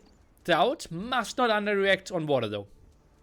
Yeah, that's pretty much the only way DauT could, you know, fall behind at this point, is if he just completely underreacts on water, and don't think he is making another ship, and indeed he's not, so this could actually be a bit of a problem. Okay, let's take a look. Now the towers probably shouldn't go up. No archer by DauT as well. That means TaToH cannot give... Oh, he's trying to right-click? No, but yeah, he's broken in and that villager is dying. Fire galley. Also remember, Persian docks work faster. Yep, 10% now at this point, and DauT completely underreacting on water. The one thing we said he couldn't do. That villager will be dead of TaToH's, and DauT is also just 5 villagers ahead in general. So he's still in a good spot, but fishing ships have seen better days. Agreed. So DauT, he was lacking the gold to build the fire galleys, but he felt he had enough time to build the archer. I think he should have started with 1 skirm instead of the archer, and then his dock could have produced constantly, and he would not have lost the water that, unfortunately, here. Yeah, I think that makes sense. In this situation, a skirmisher does the exact thing an archer would, but not costing gold, obviously. Going to be adding in a second dock is DauT, but he has a little bit to climb back in terms of water right now. There is already several ships in the demo, but 2 fire galleys right here. Going to be able to just 2v1 this guy, unless the demo ship can get something happening. But we'll see about that. 2v1 quite easily now, as you said. Demo just chilling. Villager count, surprisingly, DauT 3 ahead, although he's playing against Persians. It actually was like 5 ahead before, so that was actually in a really huge lead, but yeah, that is slowly being caught up by TaToH. And fishing ship count in it. Yeah, okay. Oh, it does count the fishing ships? Fishing ships count in villagers. Oh, the fire galley is saved by TaToH, and now he's repairing. Oh, that was unfortunate for him. Yeah, that is that's not great for DauT. I think TaToH has been taking the just better end of these water engagements. Just a random spearman from TaToH running around. And it looks like this should just progress towards Castle Age. Feels like it. So who has more resources? We can take a look. Food, both pretty similar. Gold, a bit more for DauT. TaToH actually has enough stone to build another tower if he wants to go for one. And wood count, obviously both players pretty much at the limit. Yep. But with faster working Persian TCs, TaToH will likely be up a little bit faster. And 2 docks for each. Oh, that was a massive demo. Sorry for interrupting you. And another demo to clear this one up. And that means DauT is basically off water here. 3 fire galleys, no HP. That was so ugly for him. If only I wasn't 15 seconds behind at that point. Sorry. Spoilers, but yeah, those were huge demo hits for TaToH, and now things are once again looking really grim for DauT on the water. Market now coming in for TaToH should be able to click up. Actually, DauT might even be a little bit ahead, though. Both going for demos only. DauT might click up slightly earlier, but TaToH should probably catch up. Oh, TaToH doesn't have the second building, but it still should be pretty close because 10% faster working TCs is quite nice. He And now all those has fishing both ships going buildings down. with the market. And right hand side, he has the blacksmith. Well, he just finished the blacksmith. Yeah. Okay, one lumber camp looks pretty inefficient, but for one lumber camp, it looks very efficient. Wait, where is their forward lumber camp? No, he only has one lumber camp. He's building another one further back. I meant for one lumber camp. It's pretty efficient. Yeah. Oh, okay. There we go. So yeah, I mean, if you're gonna have one lumber camp, that's certainly not the worst situation you could be in. What do you think is the next play for each of these, players? Do you just boom it out? Because I feel like Persians are gonna have a big advantage in that. Yeah, they will have the better eco. Obviously, Mongols have the better late tech army. Let's check. Do we have standard victory? We have standard victory. If I was TaToH, I'd just go water control and wander in the back. Yeah. Just go for whatever water control you can, and then like mix in halbs or paladins if you can afford it. I mean, it's got plenty of gold. Honestly, yeah, Wonder Victory sounds like the best way to win this map. Huh. I mean, Mongols are like one of the best civs at blitzing through bases quickly, though. So I wouldn't say it's like a super, like, easy win sort of thing, but it does seem like a really strong option for TaToH. Yeah. Well, let's see. I think Persians have cannon galleons. They have heavy demos, so controlling this passing could be an option for him. Let's take a look how he's approaching the boom. DauT instantly adding 2 TCs. TaToH didn't go for stone yet. Can build 1 TC. Probably buys himself to a 3rd TC. Yep, that would seem to be the case. And, DauT is faster to Castle Age, and, a decent bit so. DauT also going for a monastery instantly. DauT knows what's up. He knows it's going to be a very passive game for the near future. Going to grab those 2 relics just to really cement his, land income at least, or land control, whatever you want to call it. Give me an over-under. How long will this game take? 1 hour and 15 minutes. Okay. Sounds reasonable to me. That way, the time for everyone to get to Imperial Age, make some half-hearted attempts to take control of the water and the shallows, realize that that's not going to work, and then TaToH's going to go for a wonder. Yeah, I'm not sure if they will be aware that Wonder Victory might be an option here because it's so untypical in the normal Age of Empires tournament / show matches that they might just try to win it Conquest style. Well, I would say that would be the case for any player except TaToH. I feel like if anyone's gonna be like, it's on standard victory, I'm gonna go for a wonder, I feel like that would be TaToH. Yeah, probably. That was a super famous game, considered to be one of the best games of all times. I think it was Dreams against DauT. And it was on Highlands as well. I think both built a wonder, and both killed the wonder of their opponents. Yeah, I remember that. That was sick. That was a sick game, yeah. I think that was when Dreams still was in Tyrant. So, oh, wow, yeah. Had to be some time ago. Yeah, okay. That's 7 years ago or something. Sounds reasonable. So, DauT now, 4 TC boom. And he is 2 villages ahead. TaToH is playing at 3 TCs. Still having some fishing ships.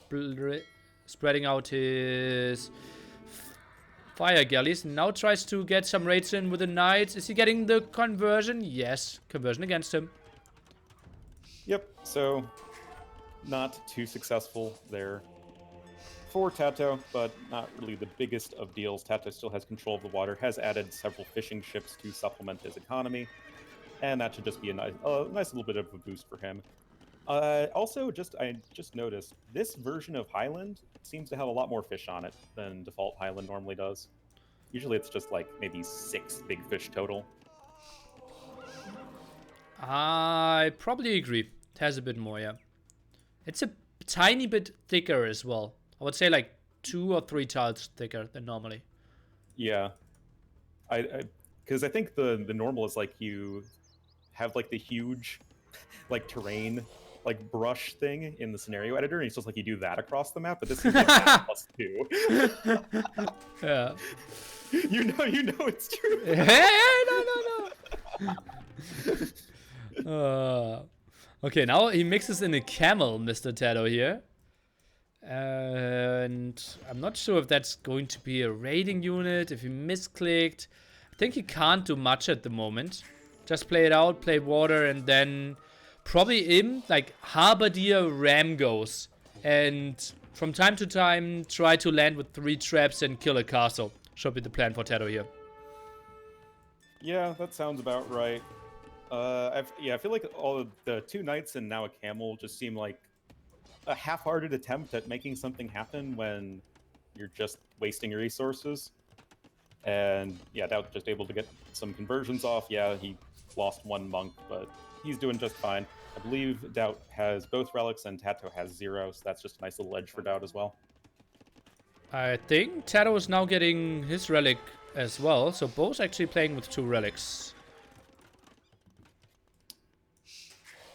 Well, at the time when I was looking at it, it was 0 relics.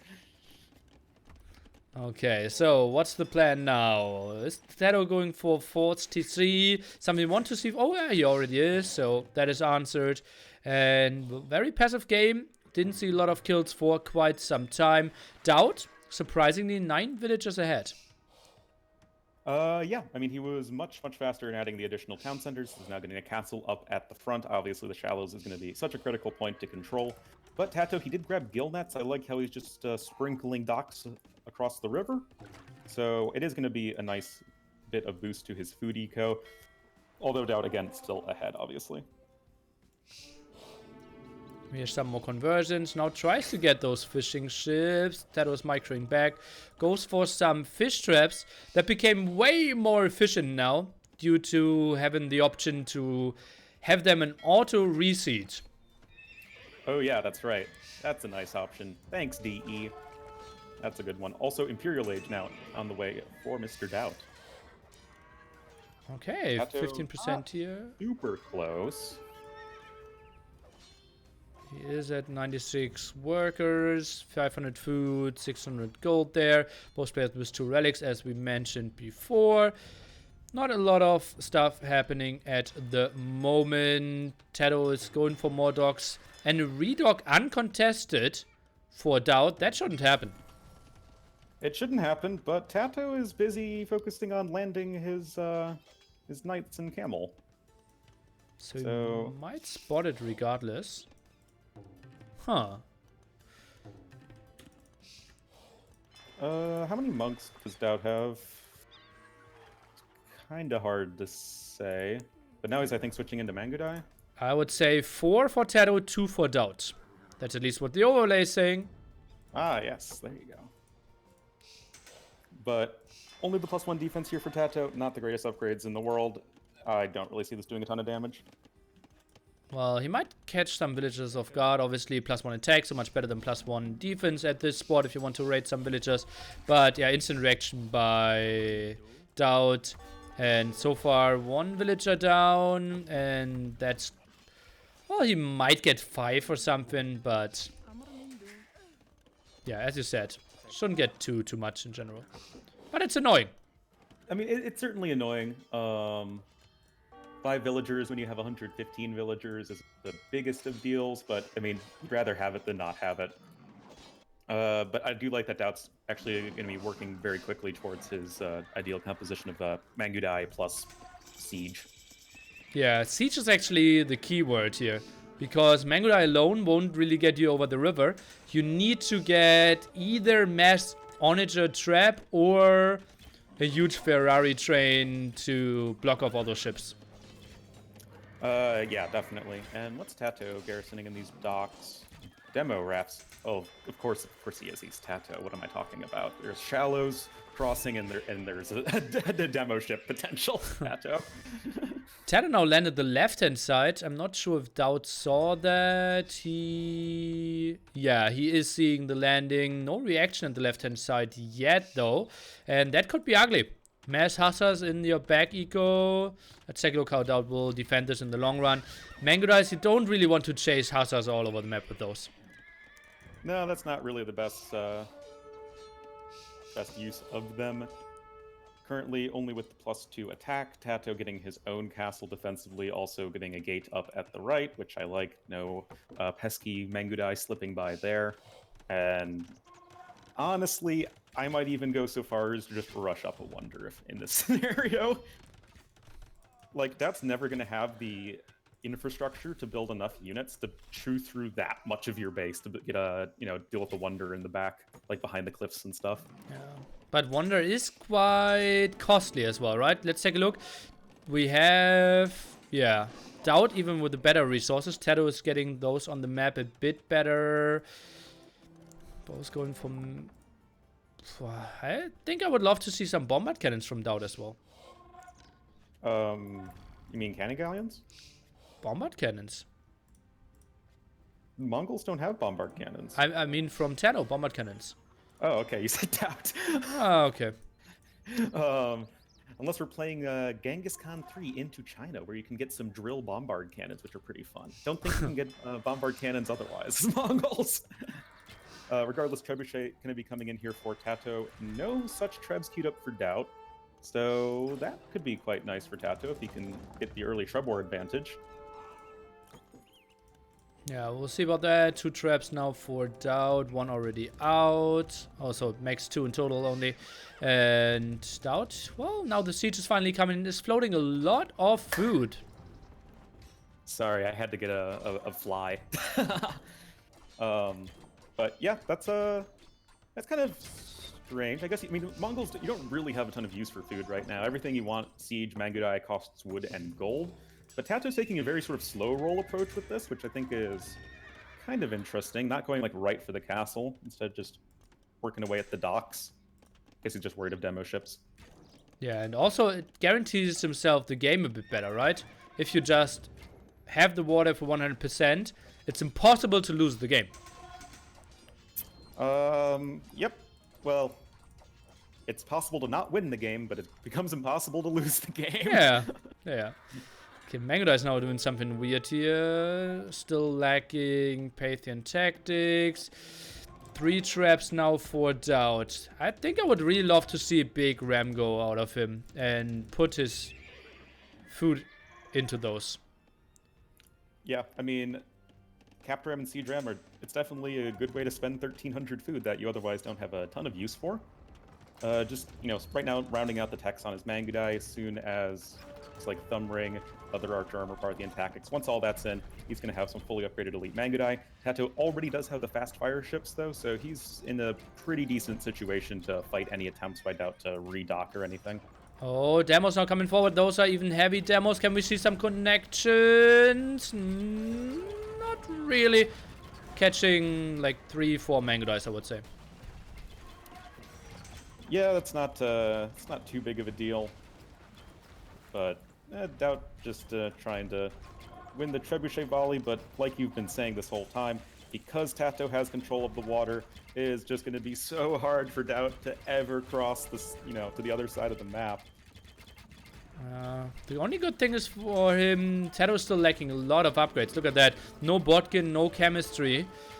That means damage output isn't that sick by the Galleons. Both players pretty close to being maxed out even. And now the Ram go on the water, and that is, I think, without drill.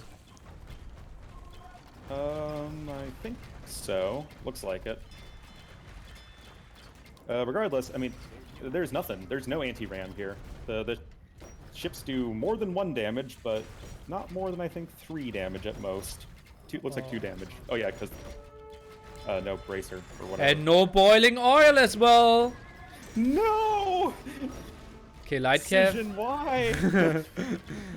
Okay, we don't have heavy demos. Okay, now one heavy demo coming from this side. DauT, Mango Dice are focusing that one down. Nice move. Right hand side, another demo is coming over. The anti-sniping those down quite nicely, but Galleons are doing some work as well.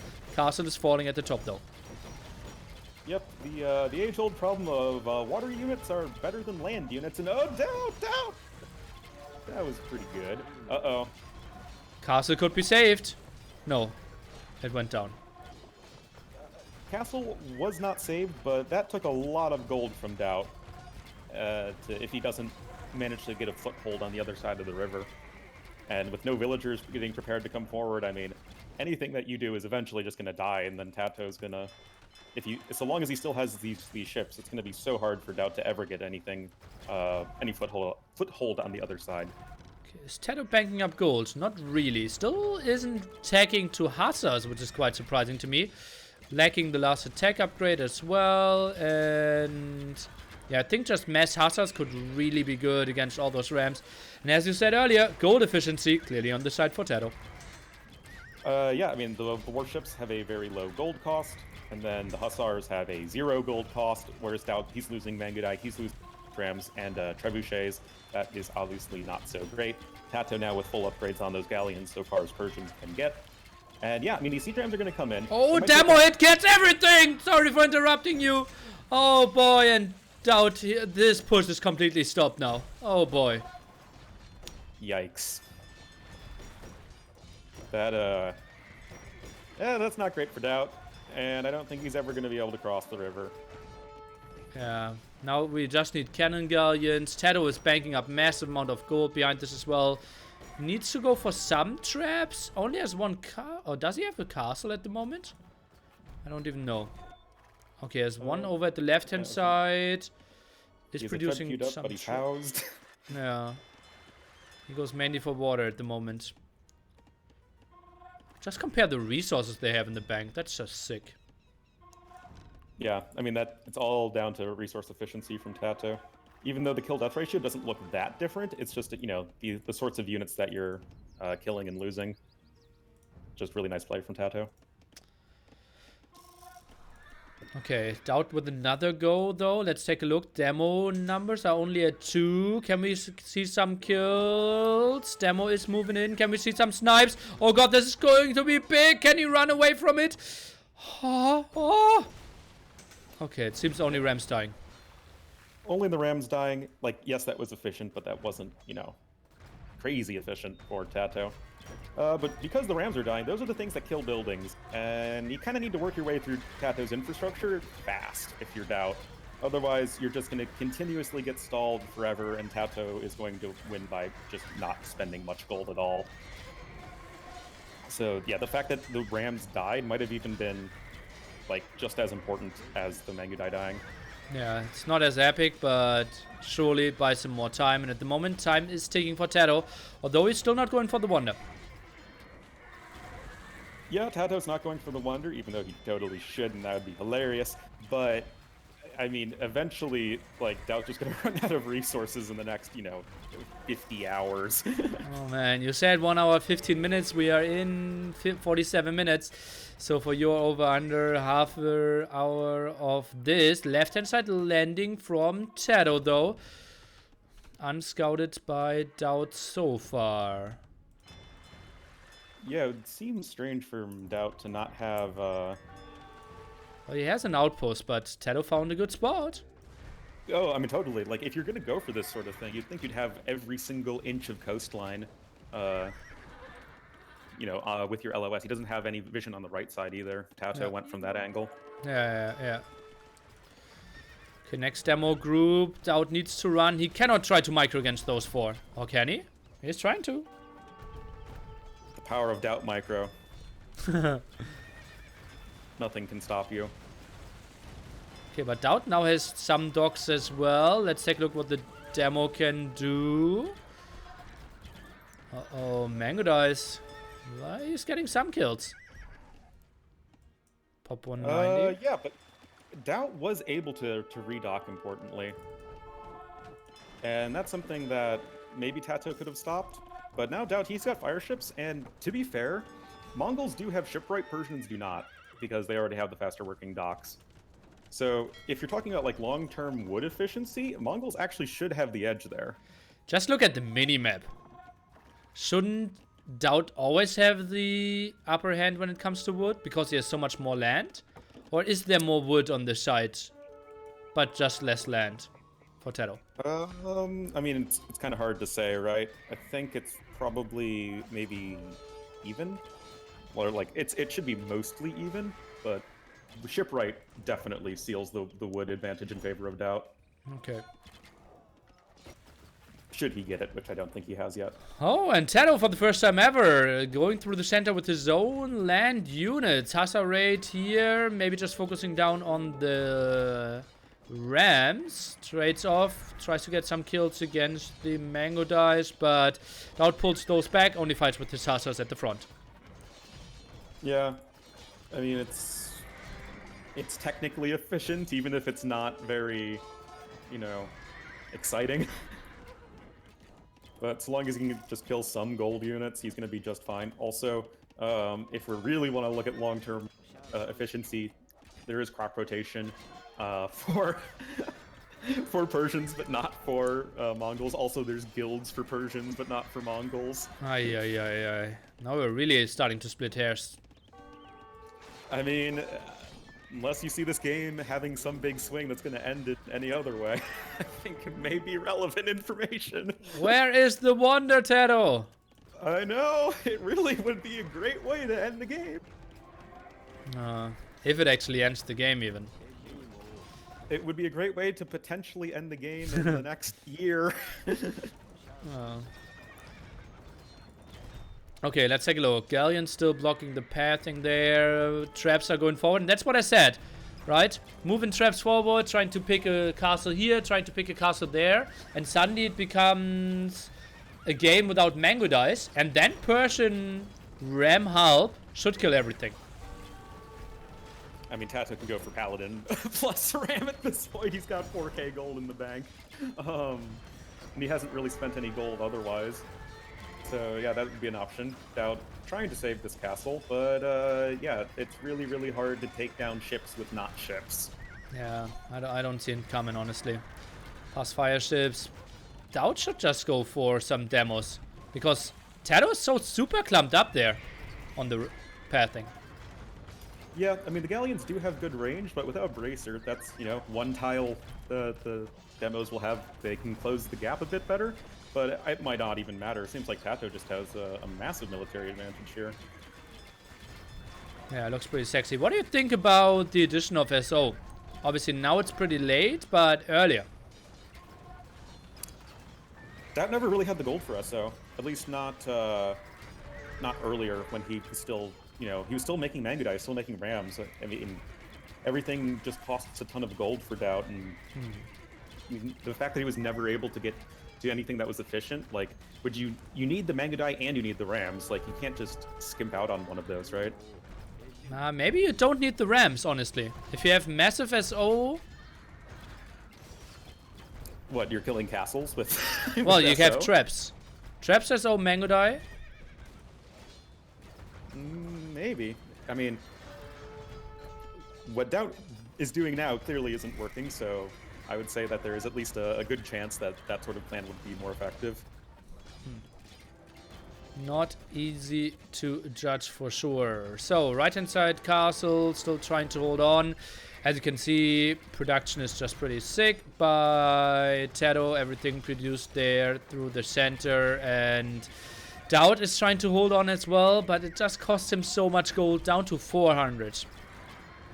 Yeah, and of course you got to be imagining the map's running low on gold at this point. DauT is almost out of gold on the bottom, and I think that's his last gold mine. So at that point, it's just 2 relics, and that's 2 relics in the market, and that's all you got. Without guilds. Without guilds, it matters. Yeah, it does. You only need to use the market like 80 times or something, if that, to make guilds effective, which sounds like an obscenely high number, but it's actually not for a game that goes super long. 80 times. Okay. I never did the math on that. I really hate if I watch, for example, MBL, and he sells 1k food, clicks guilds, and sells 3k food. And Yeah. after guilds is finished, he sells another 500.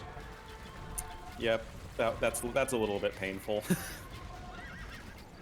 I mean, in like these very sort of fractional situation, that the extra 300 gold or so that in your situation MBL would have gotten could have been a, you know, a trebuchet and a knight or something, or paladin or whatever. Okay, it feels like through the center there's some push of DauT happening, but we only need to wait for some demo connections, and well, they're not happening for now. Or maybe they are now. Demos going to the front. Oh, DauT focusing quite nicely at the left hand side. Yeah, definitely. But another landing at the left hand side. Yeah, the problem for DauT is that he's never really been able to 100% completely clear up this left-hand side from TaToH. And he just always is stuck focusing attention and resources in terms of defending that. Maybe walling that area off could have been nice for him, but he can never really hold it for too long. Yeah, and DauT has no stone whatsoever, so that's not really much of an option. I mean, he needs the stone for castles and repairing castles way more than TaToH does, because, you know, I don't think war elephants are going to be the biggest biggest deal right now. Yeah, agreed. Now even some hussars getting into the back eco. Both players still pop limit, but as we said several times, eco completely untouched from TaToH here, and he can just dictate the game and now decide where he wants to attack. Like, TaToH literally has the resources for a wonder right now, just saying. All he has to do is take those villagers in the far north of his base and click the wonder button. And then DauT's like, oh crap, I'm dead. Yeah. Maybe he is making space there. Gotta make sure you have the maximum efficiency. I think he has enough space to completely surround it. Yeah, several spots. Although I think more than 40 villagers doesn't add any additional build speed. You think so? I think that's the case. Like, it caps out at like 40 or something. I've never heard of that before. Well, Okay. because I think that's like all like almost perfect efficiency of villagers around a wonder. Okay. I think like you can surround it with like 45 villagers or something mathematically, but realistically it's only 40. Ah, okay. We'll love to see TaToH go for some Harbiers as well at the left-hand side. More efficient against the Hussars, but then again, DauT could send some Mango Dice as well. What mindset does DauT have at the moment? Well, I think you have to ask the question, if you're in DauT's position, what could I do to win the game? Like, what's my out? And I don't really know, to be honest. Like, you drive TaToH off of your side of the river, and then, what, you bum rush the shallows with a ton of hussars that die to demo ships?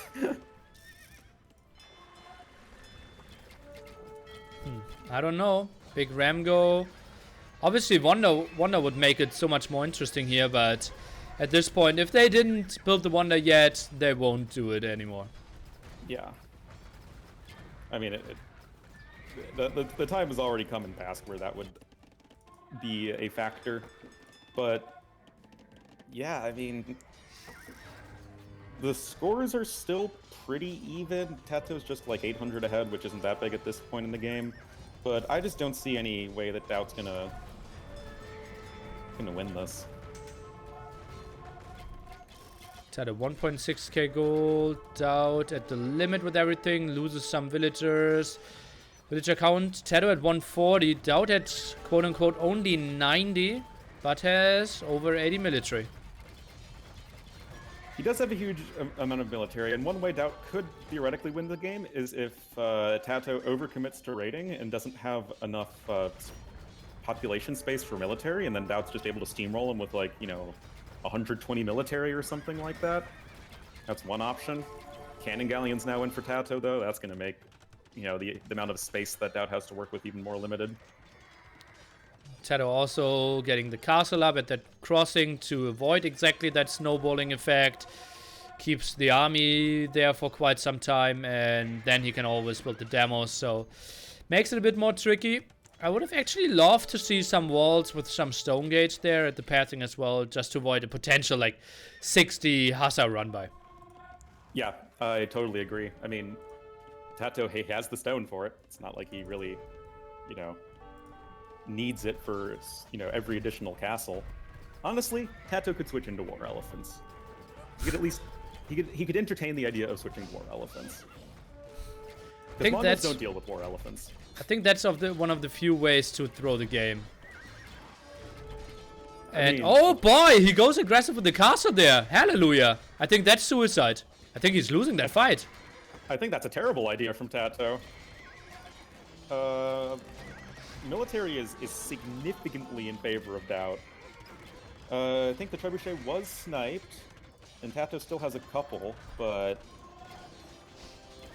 TaToH's banking on the fact that he has all the building HP upgrades, Nilly. That's a 7,028 HP castle right there. The two traps are doing something against the castle for sure. DauT is trying to repair, but out of stone now. The castle will go up. DauT is trying to deny this. Maybe right-clicking the traps could be an option indeed. That's his plan at the moment. Yeah, but that's going to be fairly costly in terms of Mangudai number. And well, he gets one trebuchet, might get the other one. Yeah, he does, but that's a lot of dead Mangudai. Now goes for Rams behind this as well. Full production out of TaToH. DauT only at pop 155. You might fast forward a bit as well. More traps now out. TaToH trying to hold against this. Again, boiling oil. Dearly missed. Dearly, dearly missed. Some gold-free crossbowmen might honestly not be a bad idea for TaToH. You know, Mongols lack the last armor upgrade for their cavalry. I think halberdiers. Why don't we see would be halberdier? better. Yeah, halberdiers would probably be better.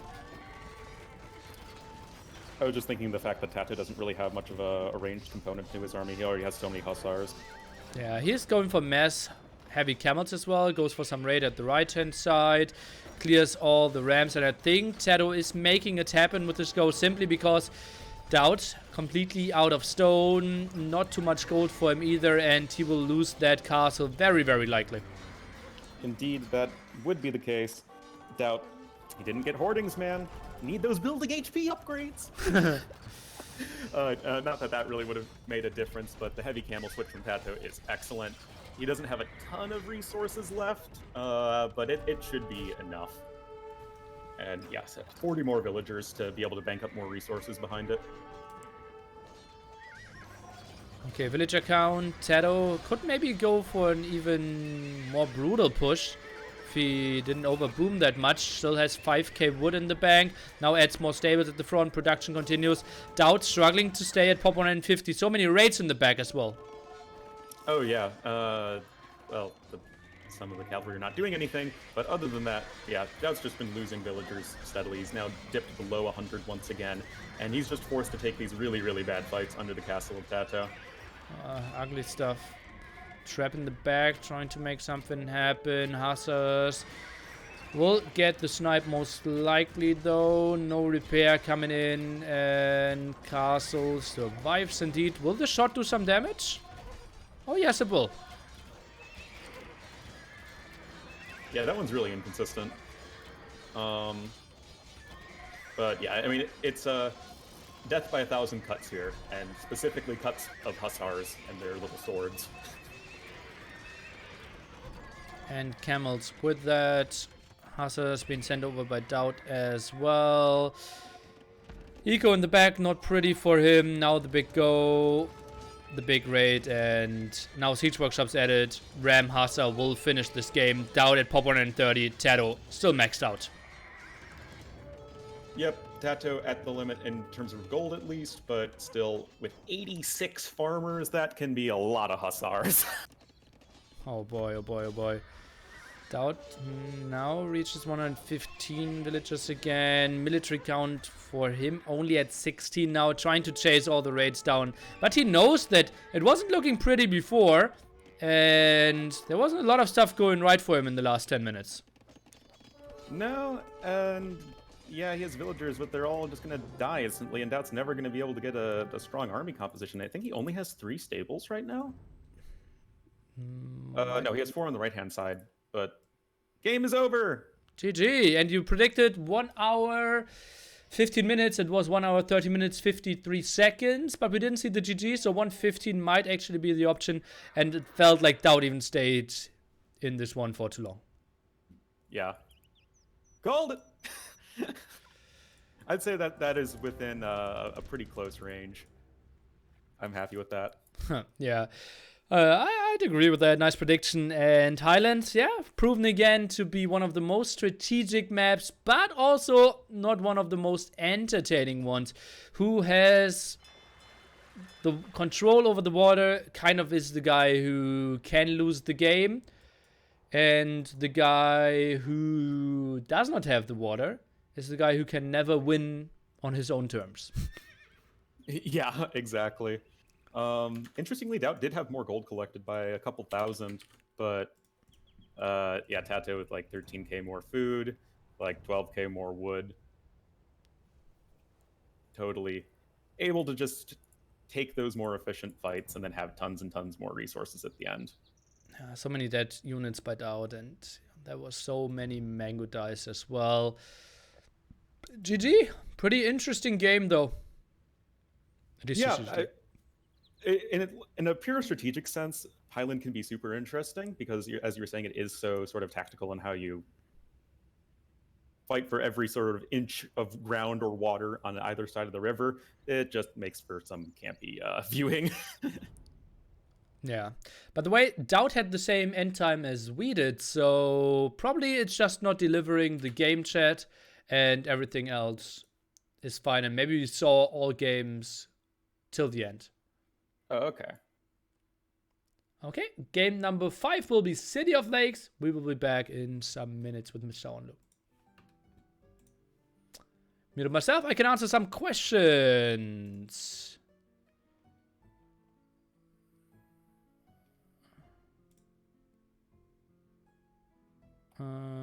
Okay, some person messaging me.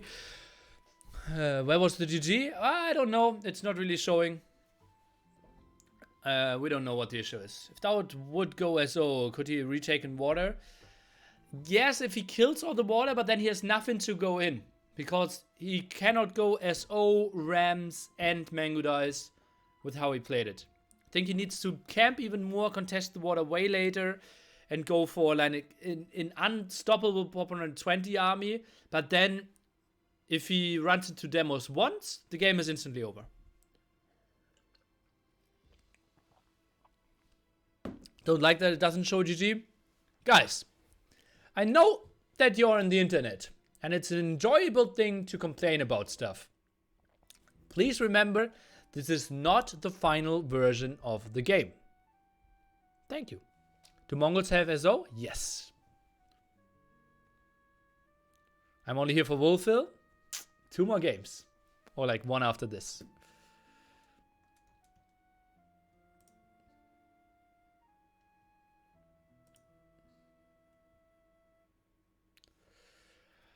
I can answer some more questions, some more greetings. No way in hell there's gonna happen much till the few days of release. Thanks for your feedback, Nbrain. But it's only 5 days left. I know. I pre-ordered. I didn't pre-order yet, even. You should never pre-order. But in this case, you have a pretty good idea how the game is going to be. Oh, I didn't even go and spectate. But Audley would have already started crying. And screaming, I mean.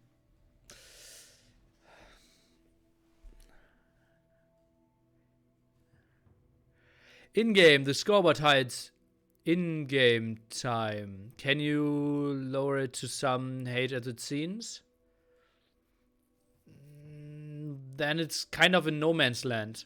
That's why I'm from time to time saying the in-game time. think it wouldn't really work, honestly. Because it's like, the top isn't linear. It's, yeah, some random stuff. Yeah.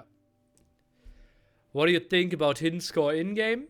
Actually would make the game better in the sense of more strategic, but would result into way later GG timings, a lot of time.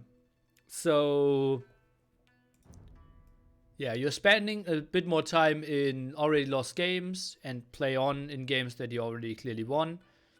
That's a problem of not having the score, but scouting becomes more important and it's more of an RTS than already a lot of stuff is given away.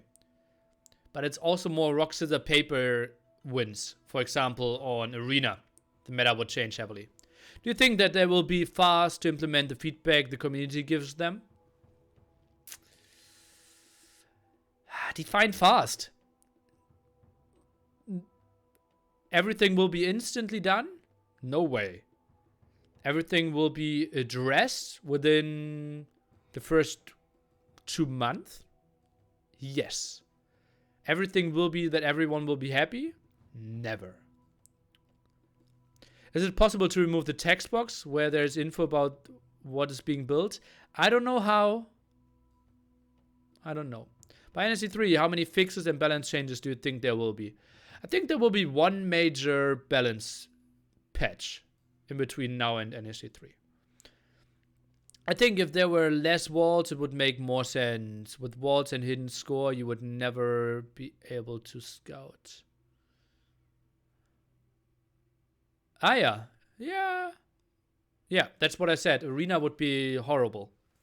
Or not horrible, but there would be more random, unscouted rushes and different timings that you have to read off the score in Arena. Will your players have time to practice with the new balance changes before NSC3 then? Depends on when the balance patch comes out.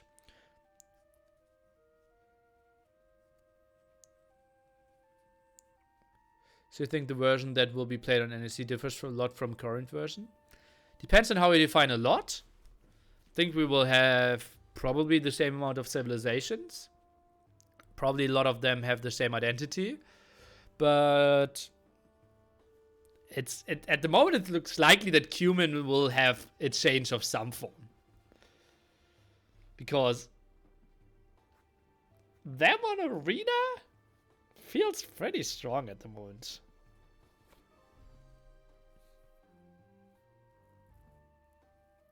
For example.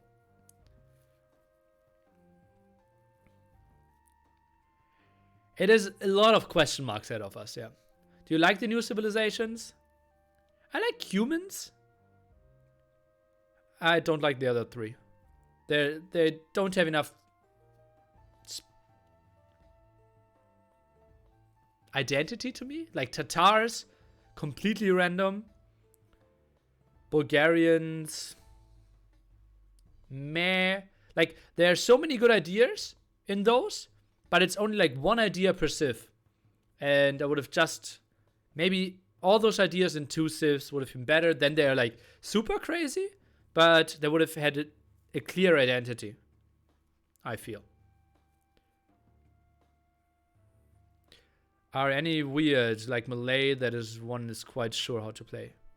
Any weird, like Malay, that no one is quite sure how to play? Cumin. No one has an idea when the TC is good. Does pro players Castles or Vololo some kind of word about balancing updates, etc.? What is the question?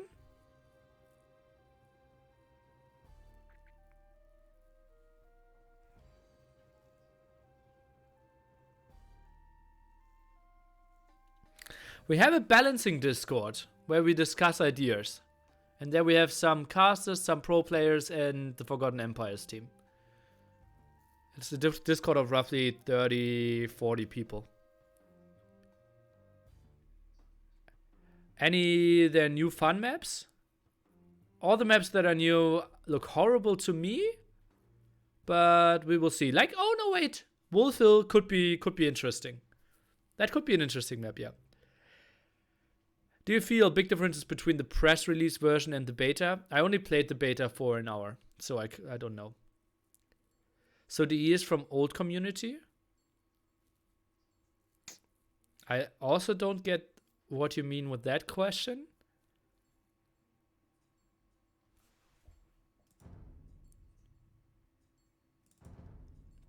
Okay, they're start playing on Valley instead of City of Lakes. That's a bit interesting to me.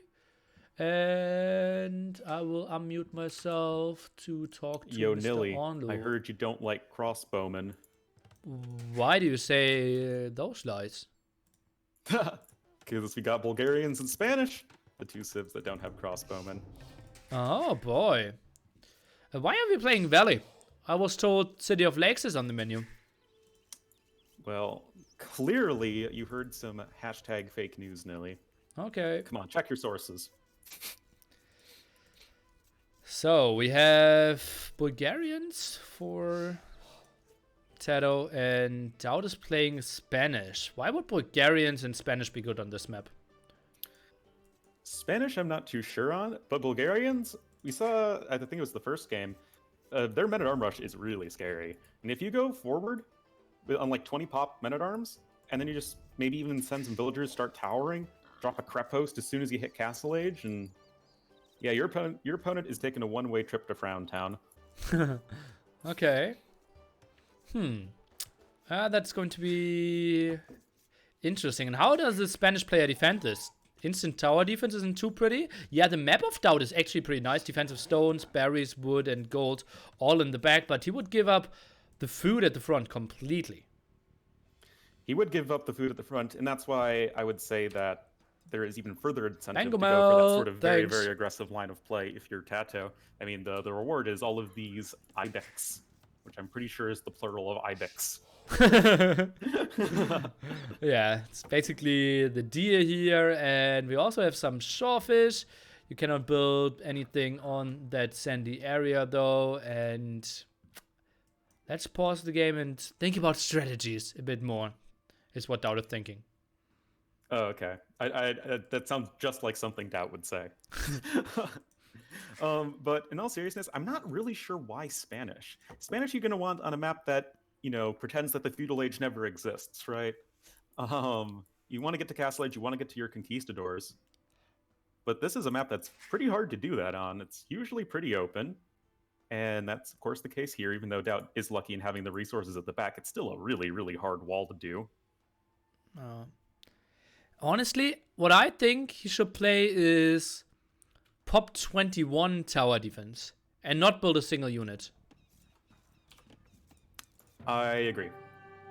Well, but now they realized it's the wrong map, probably. Fail. What? This is not City of Lakes? Who would have thought that Valley is not City of Lakes? Nilly think. Yeah, no one knows. Okay, so time to chat a bit more. Bangamel, thanks for your prime. Welcome to the channel. Do we know how long the spec delay is? Rumors have it that it's 45 seconds. But I don't know. Yeah, I don't think it says anywhere. Yeah. Just go back in the VOD. Game number 3 was Empire Wars. Who sponsored the match? I already forgot the name again. My bad. It's an AE1 streamer. Waffles, yeah. Wilson Waffles or something? Something like that. Yeah, I think Wilson Waffles. $100 for first, $50 for DauT. Okay, let's take a look. What does the... Hello Castles players will not begin doing City of Lakes due to mutual hatred for the map. Ah, okay. So they will not play City of Lakes at all. That's interesting. So it wasn't due to the bad map. So they will stay on Valley, but with different civilizations now, or what's going on? I don't know. Charlie Waffles? I have no idea, guys.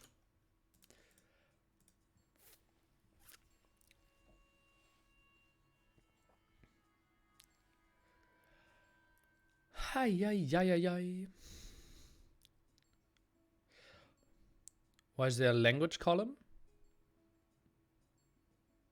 Where? Where's the language column? Here.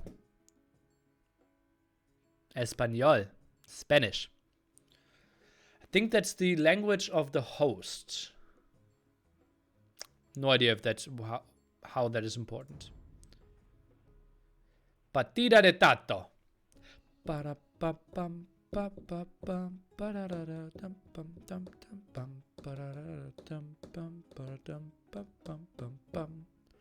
I really like the concept of Empire Wars, but I'd like to have a palisade wall in between players. I'm not a fan of that hyper-aggressive opening. What? That's the best thing about it, in my opinion. Honestly, I think Empire Wars would be Clash of the Epo 6. No wonder DauT loses if they play on Spanish language. Haha! Marlboro's crabs? But...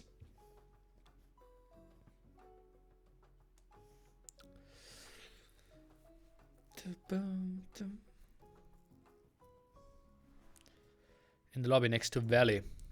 It's next to Valet. This is not City of Lakes.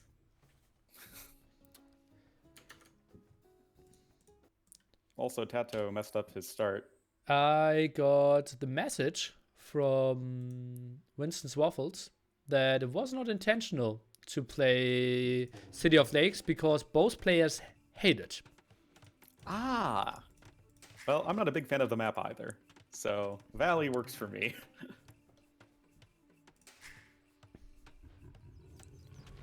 But TaToH, changing his civ to Mayans. No idea what happened there. Maybe you are not allowed to pick a civilization that was already picked by either player? Has that been the case so far? I don't remember a repeat. Yeah, I don't think so either. So, we have Spanish versus Mayans. Do you think this changes the dynamic of this matchup? Yeah, before that we had the full give it in your face man-at-arm tower forward and a potential Spanish defense, and now Mayans, they actually don't mind the long game. They don't mind to go mass crossbowmen, they don't mind to go onto plumed archers, so I think the aggression from TaToH will be severely smaller. Yeah, and the way this has generated the map, both players I feel like have way more defensible maps. Like, yeah, DauT doesn't have all the resources in the back, but it's way more wallable, which is also quite important if you want to go for fast castle conks. TaToH's map not terrible either. Well, I like that, although I don't see a beautiful gold for DauT included in his walls. It's always somewhat in range, and if TaToH wants to go aggressively with towers, he will be able to block those golds, in my opinion. That's the case, but if these guys want to take it to the castle age, then you can always just build your castle there. That's true. And then you're fine. Something I actually do not know, because water buffalo have 150 opposed to the 100 of sheep and goats, it looks like you still have the same number of water buffalo, so it seems like this generation just you have more food. Oh, interesting. Because that would, like, you know, disproportionately benefit Britons and Mayans and maybe some other civ I'm not thinking of. And makes the plus 50 food for sheep civ weaker, relatively. Yeah. Although I guess it lasts even longer now. But yeah, I can see it would be less of an advantage. And that's civ's Tartars, by the way. Oh yeah. What do you think? Like, what do you think of Tartars, by the way? I think they're probably the best designed civ of the bunch so far. What? Why? Because I don't think they're obscenely broken like Cuman's, and I think that yes, the uphill bonus is really strong, but you don't have any long-term ego bonus to compensate for it. I think their UU is a little weird, but yeah, do you think the civ's horrible? I don't see any identity It's like, what is your unit you're really going for? What is the plan? Like, at least I didn't find it yet. I like the idea of the hill bonus, but there's nothing else really enjoyable about this civ. Well, I think part of the problem there is that the designers decided to have the expansion with 2 to 3 step nomadic civilizations in a game that already has Mongols, Huns, Magyars. So it's really tricky to, you know, find unique bonuses and characteristics. And oh, what a lamer boy, TaToH. Why? Absconding with 2 water buffalo. But ah, okay, Good. okay. Yeah, well, I wasn't. Yeah. Lamer boy. But yeah, like And DauT goes for what the do you- small walls, so he will have no gold and stone included. He will just go for scouts opening here. I mean, you totally can do that as Spanish. Seems a little bit strange to me, but you know, there are certainly worse things you could be doing. TaToH, meanwhile, already with the mill forward. Yeah, that's his opening mill. I think I don't like his second mill. His barracks is now severely delayed, and man-at-arm production won't be that sick. Is TaToH maybe going for his... No, he is not going for a spearman defense. I think his man-at-arms won't do anything against DauT. Why do we think he's going men-at-arms? Because he has 2 villagers on gold. But he... Maybe because he's Mayans, he's got 1 less? No. I'm not really sure. I mean, He has so yeah, much on food. Look at that. He's 11 on food, 2 on gold. That cries man-at-arms. 7 on wood only. That's not 2 archer rangers. Yeah, no, you're right. I just thought that it would seem really weird that you would be going up on 23 and then really late barracks to make men-at-arms, but nope, that's exactly what it was. Yeah. Well, that's what I criticized him for. Yeah, no, and it was totally justified. So yeah, now we're in a situation where, yep, TaToH's men-at-arms are going to be coming in late. We already see the very close to home walls of DauT, and I think it's rather unlikely that these men-at-arms are going to be doing anything whatsoever. Also, there are mangrove trees on the land. What? What?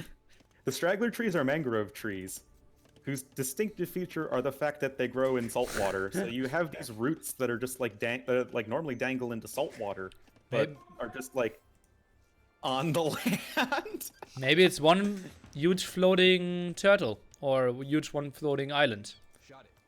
Oh, the possibilities. Maybe it's actually just really swampy terrain, and they're just like wading through really shallow, murky water. Okay, TaToH's go now. As we said earlier, shouldn't achieve anything here. DauT only added 1 scout though, and now goes for an archer range. Still very little gold control for him. DauT, I think he needs to build defensive towers at his gold, defensive tower at his stone. His castle age timing can't be great. No, it's not. And he's completely ceded map control to TaToH, who's already taken several Ibex, and yeah, just gonna go over to the left, get some more, and really there's not a whole lot challenging him in doing so. That just has the 2 scouts. Skirms now does not want to go into archers. DauT sitting at the 50 food. Actually, a thought I never had before. I only came up with it like 2 days ago or something.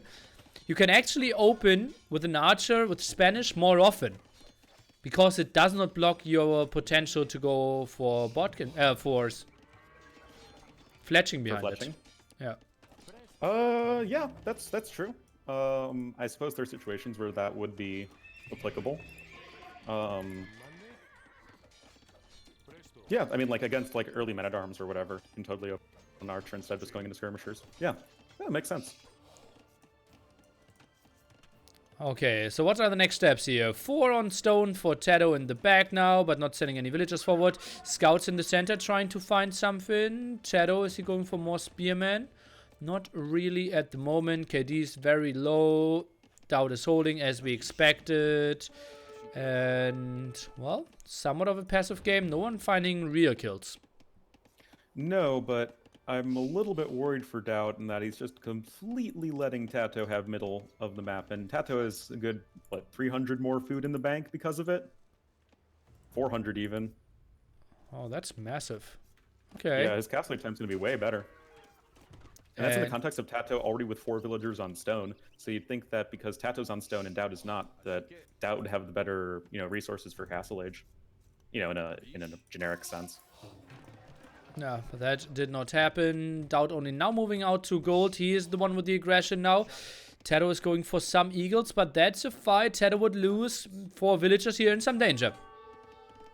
Yeah, that's definitely the case. A little bit of poking back and forth.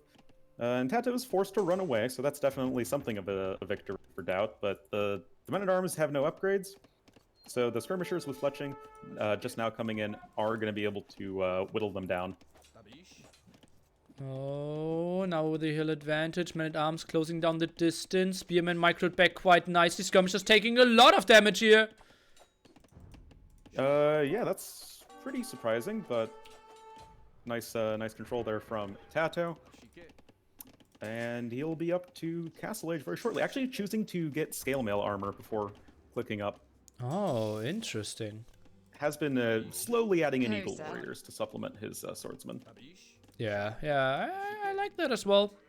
Still has so much. He has only infantry, and DauT he's not going for the kill either. Although he has only 50 food in the bank. Where's he putting his resources in? Wheelbarrow? Market now? Where's all his food? He just really hasn't had that much food. I mean, he made a ton of scouts and skirmishers that all cost food, and he didn't have any hunt from the middle. Okay. Field Scout man. Okay, scouts now taking the engagement. Spearman micro to the left-hand side, so damage output against the scouts isn't that sick, but skirm damage output isn't the greatest thing either. Yep, because the +1 armor is now in, it means that the skirmishers are only dealing 1 damage to the infantry, while the men-at-arms. So that is obviously a big deal, and does give them a good deal more survivability. Although, of course, as we can see here, DauT is still able to eventually whittle them down. TaToH on his way up to Castle Age as well, 15% right now. Ooh, killed the scouts there. They're bugging out. Something we didn't see at all, and something I saw very little, is the lack of quick walling. Something people didn't really go for that much yet. I'm a bit surprised why. Yeah, maybe it's just the lag of DE, or just not being comfortable with DE, or not really sure why. I mean, for 1v1s, it's pretty smooth. Like, quick walling is totally possible. But yeah, you're right. I hadn't noticed that. But regardless, TaToH's still going to be up to Castle Age much faster, and he should have all the resources for a castle drop. Yes, he does. DauT is gathering stone for his own castle, though. 30% there. TaToH is even going for the stone upgrade that just finished. And so plumes against Kongs. Technically, cost efficiency maybe for the plumes, but when it comes to sheer firepower, the Kongs, especially with the 1TC play, could be troublesome. Yeah, it's always a very strange matchup between plumes and conquistadors, as they're 2 of the very best unique units in the game. The plumed archers scale much more easily and much more powerfully, especially once you can start getting ballistics in, especially, and then thumb ring and all that stuff. But especially because you're both limited to 1 castle production initially, the Kongs are going to have a big edge in low number scenarios. Okay, DauT now walling his villagers in at the stone. 490 for him in the bank. 85%. DauT will finish those walls and probably will buy the castle. 600 wood in the bank. He will drop that pretty soon. Yeah, but TaToH can just afford the castle straight up, and he even almost has enough stone. Actually, he almost has enough stone for 2 additional town centers. He's got 1 coming in at the back right away. Because DauT is having to buy the castle, he doesn't have any stone for extra town centers. And that will be a castle at an okayer spot, but isn't generating too much. Yeah, What I mean, for like, it spot? sort of protects. It's not that great a spot, but it sort of protects the gold. And looks like the Eagle Warriors. TaToH did actually invest in the Eagle Warrior upgrade itself, interestingly. Not really sure if that was worth it, but I guess he's still queuing up Eagles. Ah, that's surprising to me. 2 barracks. 2 barracks? What? 2 barracks? Yeah. Something I didn't notice, yeah. And he's doing a good raid in the back there. Something DauT was absolutely not expecting. Builds 1 knight against it, but we have some villagers dying. And villager difference is basically non-existent, though. Yeah, I mean, it's not like that was a super cheap investment from TaToH. I mean, 2 barracks, the Eagle Warrior upgrades 200, 200. And then making, like, what, 6 or so Eagle Warriors? Yeah, that means no fletching so far on the plumes, only getting it now. University is pretty late, so plume numbers won't be that scary. And DauT, he stays on stone. Is he planning with the second castle here? Already 300 stone in the bank.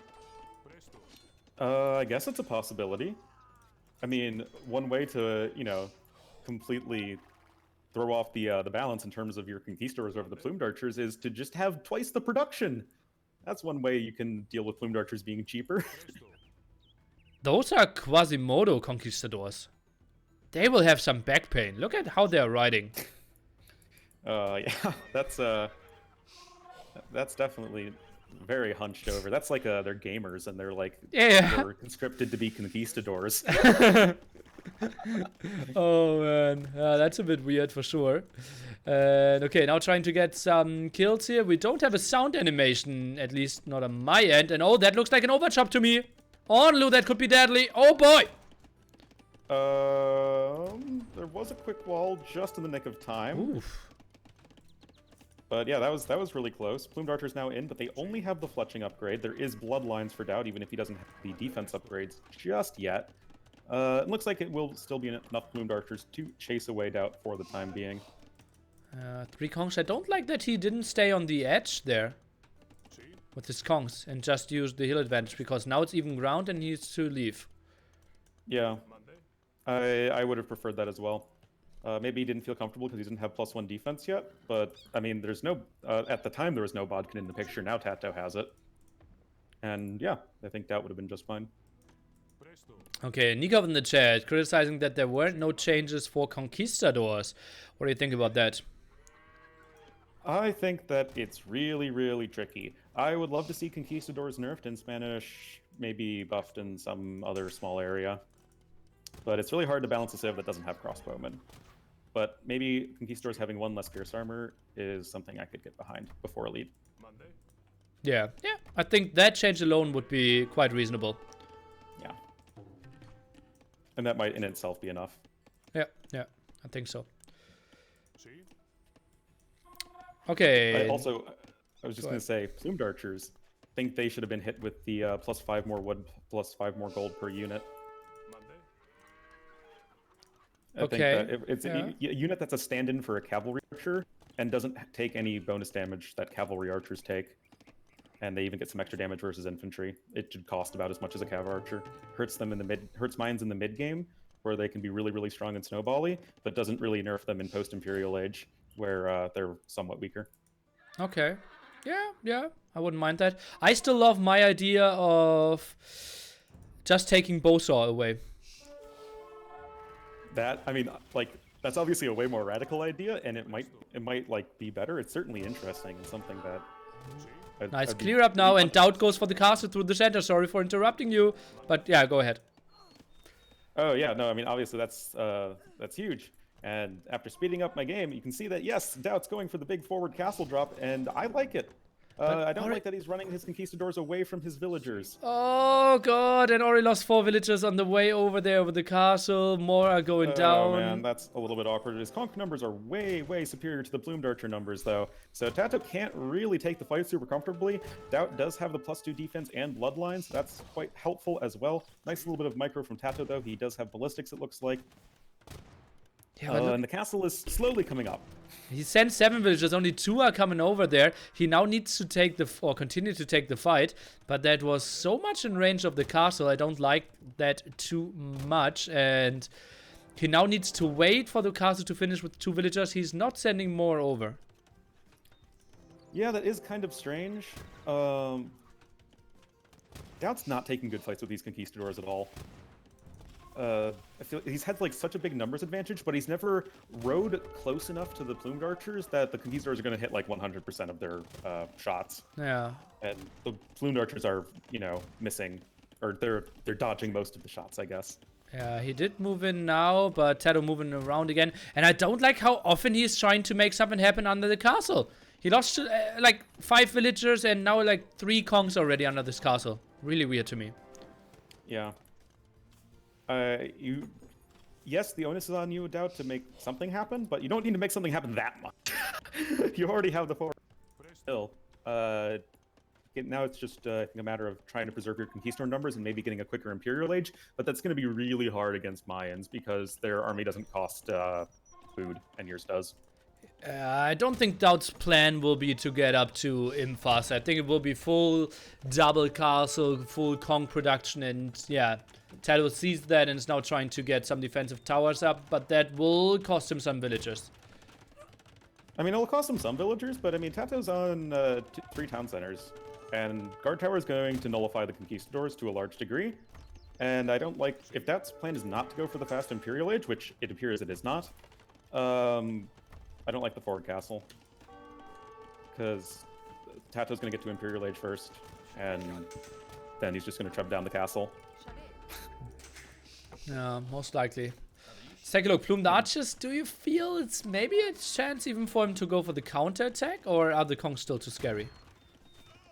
Personally, I'd think the Kongs were still too scary, but TaToH does not seem to share my fears, or my doubts, call them, and seems to be ready to go for that counterattack. Oh boy, let's see what he can find. Obviously, DauT still plays it with 1 TC only, and will spot it quite quickly, I believe, with his conquistadors here. Or will TaToH just pass the Kong and does not want to make himself notice? Okay, he's squeezing through. Or is he? Well, DauT's now getting some ram trains going. He's got 3 battering rams forward. Is still undefended at home. I'm not sure if there's a hole there, but TaToH can make a hole very quickly if that is needed. But yeah, the rams are coming in for DauT. I don't know where they're going. Looks like the main TC, but we have mangonel defense from TaToH there. And oh, it's really tough to judge. DauT sends like 5 conquistadors back. That's not going to work. He's sending 10 more behind them, so that should be enough. But yeah, DauT's going to suffer some losses, and this is, of course, especially painful when you're only on that 1 town center. I mean, TaToH's 30 villagers ahead right now. Oh man, and the Ramgo is all what DauT has going for himself, and I think just some repair, the 2 mangonels, and if the rams are dying, so are the hopes of DauT to make something happen here. Yeah, 1 mangonel was sniped by DauT, so that's quite nice. And there isn't the second one out just yet. Now it is, but the conquistadors can snipe the mangonel. So the mangonel's going to get 1 max 2 hits off. That's a nice hit, though. And now the rams are really low. Villagers can go to town if they need to. And then you're going to be down to 1 battering ram. Meanwhile, at the top, plumes are cleared up, but villager count now 78 to 37. Ram is going down. DauT is out of this game. DauT is out, you say? Like, score is still so close, but honestly, like, TaToH has more than double the villagers. Yeah, I mean, the thing is, DauT's KD is, like, still pretty reasonably good. So that's, I guess, something. And, you know, he's still killing villagers and whatnot, but just having no economic follow-up behind it. And conquistadors, they're not like plumed archers, where you can get away with having, like, you know, 20 villagers to afford constant plumed archer production. Kongs are expensive, man. And the second defensive castle might be enough to seal the deal, though. I think so as well. Kongs are trying to dive in, but guard towers around. TC could help. Ram already lost a lot of HP. He's diving for it. Will lose all his conquistadors, and that has to be it. Like, does he really think he can still do damage. I don't see it. Does he not know about the third town center? He don't know now. And oh god, okay, that's some conquistadors. And score is still reasonably close. What else? Yeah. I mean, 2 castles conquistador production is pretty sick. The Plumed Archer numbers for TaToH, I must say, have never really been super amazing. I'm not a... Like, yeah, the counterattack from TaToH did get some damage done, but I would have preferred him just sitting at home, slowly accumulating Plumed Archers.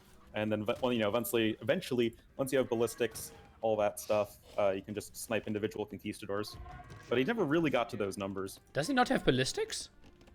He does have ballistics. Okay, okay. I think the counterattack was totally fine. He was sitting behind the towers. It was quite obvious that he wouldn't have any big losses, and I think it bought him enough time. DauT still playing 1 TC, and TaToH knows, okay, I just need to defend now and the game is over. That's what he's doing. But look at TaToH, he's throwing away more Plumed Archers. Yeah, but even if he does, like, he still has double the villagers. Yeah. I mean, I think it's pretty over. TaToH still nowhere near Imperial Age. I mean, he has to eventually kill the conquistadors. And I think if he just, you know, is a bit more conservative with his Plumed Archers and eventually just gets the numbers he needs, he'll eventually be able to just outproduce DauT. Yeah, he has 2 castles himself now and is chasing those down. I think he's even going for Thumbring or something because he's now building an archery range. Still has the guard tower defense. I don't see the Kongs doing too much. Yeah, guard tower defense in general is something I always recommend to people who ask me how to deal with conquistadors. Guard towers with that higher base attack, just able to punch through their armor fairly efficiently, and you can force garrison your villagers in them if need be. And I think it's a really smart play from TaToH. TaToH sitting at 900 stone here. Would love to see either more guard towers or another castle somewhere. He is sitting on 3 TC still, DauT. Went for TC number 2 now. Only behind 40 villagers now. Yeah, that seems kind of strange to me. I mean, I guess he just was so far away from Imperial Age that I might as well go for a second town center. But that seems like you're not even catching up, and you're not finding an additional angle where you can get ahead. It's just, you're, you know, always going to be behind. Ooh, big shot here at the left-hand side. TaToH is running. Guard tower went up, though. Mangonel is getting focused, and yeah, TaToH, as long as there's no Mangonel, can move in again. DauT is extremely annoying. I love that. Oh, come on, Nilly. DauT's such a lovable, sweet guy. He's not annoying. No, but I totally agree. But now TaToH hit the imp button.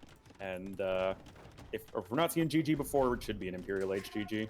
I think so as well. TaToH building 3rd castle with 1 single villager. And yeah, knows that it's not really the production that he needs. It's just the defense. And he doesn't need it now. He killed most of the conquistadors.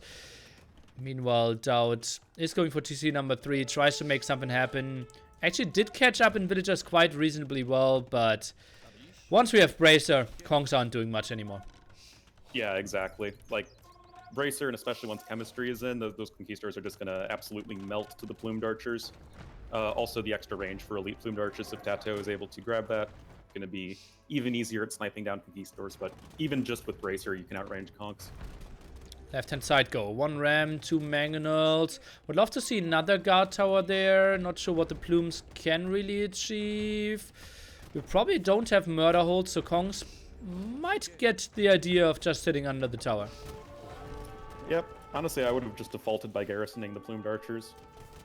But I guess you just garrison the villagers so you can protect them. But yeah, you're right. It's going to be Conquistadors sitting under the guard tower, and we'll be able to take some pretty decent trades against the Plumed Archers. Again, I don't know why TaToH is trying to make it happen. Yeah, smart of him to retreat right there.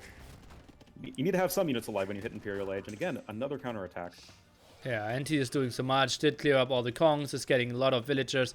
And he is 13% imp timing away from the most likely GG here. Ramgo at the left-hand side. Well, I don't see two Rams doing too much there. And DauT, he has massive amount of idols at the moment. 18 out of 51. Yeah, that's a rather significant portion of its economy. And there's the Imperial Age. And is there the GG? We couldn't even see it if there was, but it doesn't appear to be the case. DauT's still trying to do something. But guard tower defense continues behind this, and there it flies in.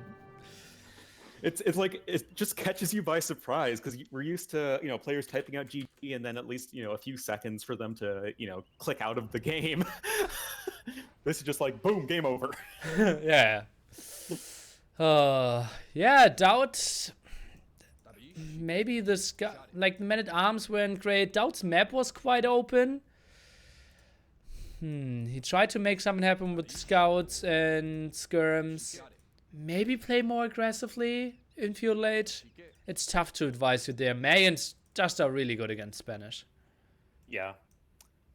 Historically rather strange, but as far as Age of Empires logic goes, yeah, that's pretty consistent. As even once both of you get your best units out and running, the Mayan Bloomed Archers are just going to scale so much more easily. Pretty solid KD by, buildings raised by DauT, and better KD actually, funnily enough.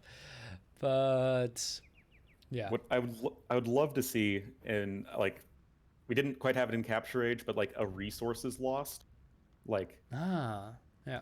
Okay, DauT lost a bunch of conquistadors, TaToH lost a lot of plumed archers. It would be a great way for us as casters to visually show people how losing conquistadors is so much worse than plumed archers. Yeah, agreed.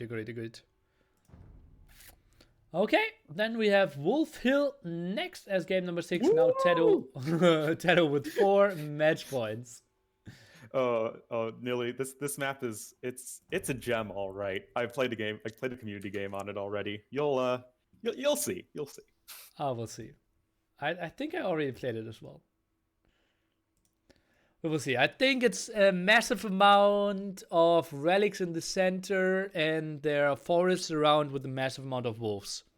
But yeah, I will take a quick bathroom break. We are back in 1 or 2 minutes, and then we'll fill TaToH with 4 match points.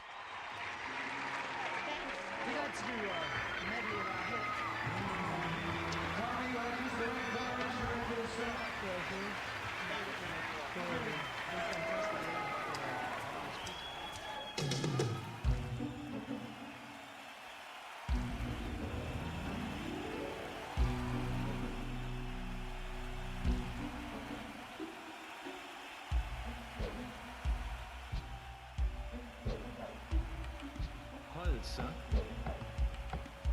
Fisky mother, faith in my nama mother. Erectus. Faith in my nama mother, fisky mother. Erectus.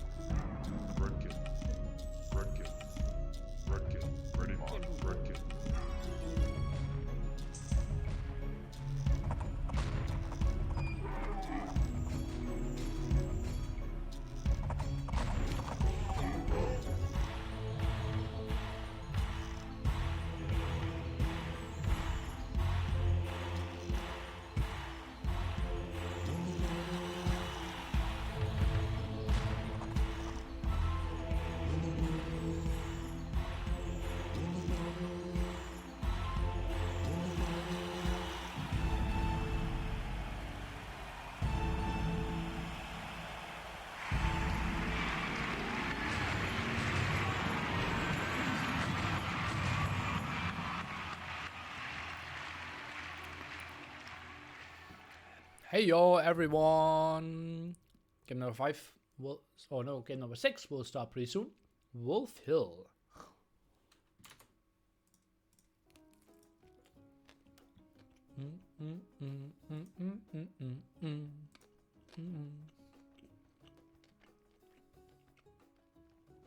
You think we will see Lithuanians now? What are Lithuanians good at again? I say no. Is that an avocado sandwich? No. It's just bread and I have some cucumber on it. And sweet mustard. Game has not started yet.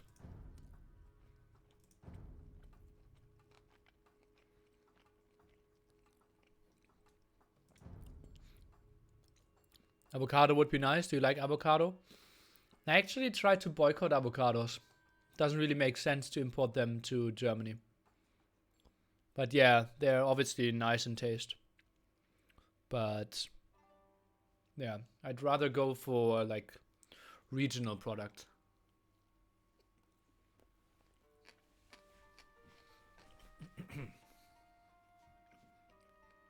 Getting some sugar water. Not regional.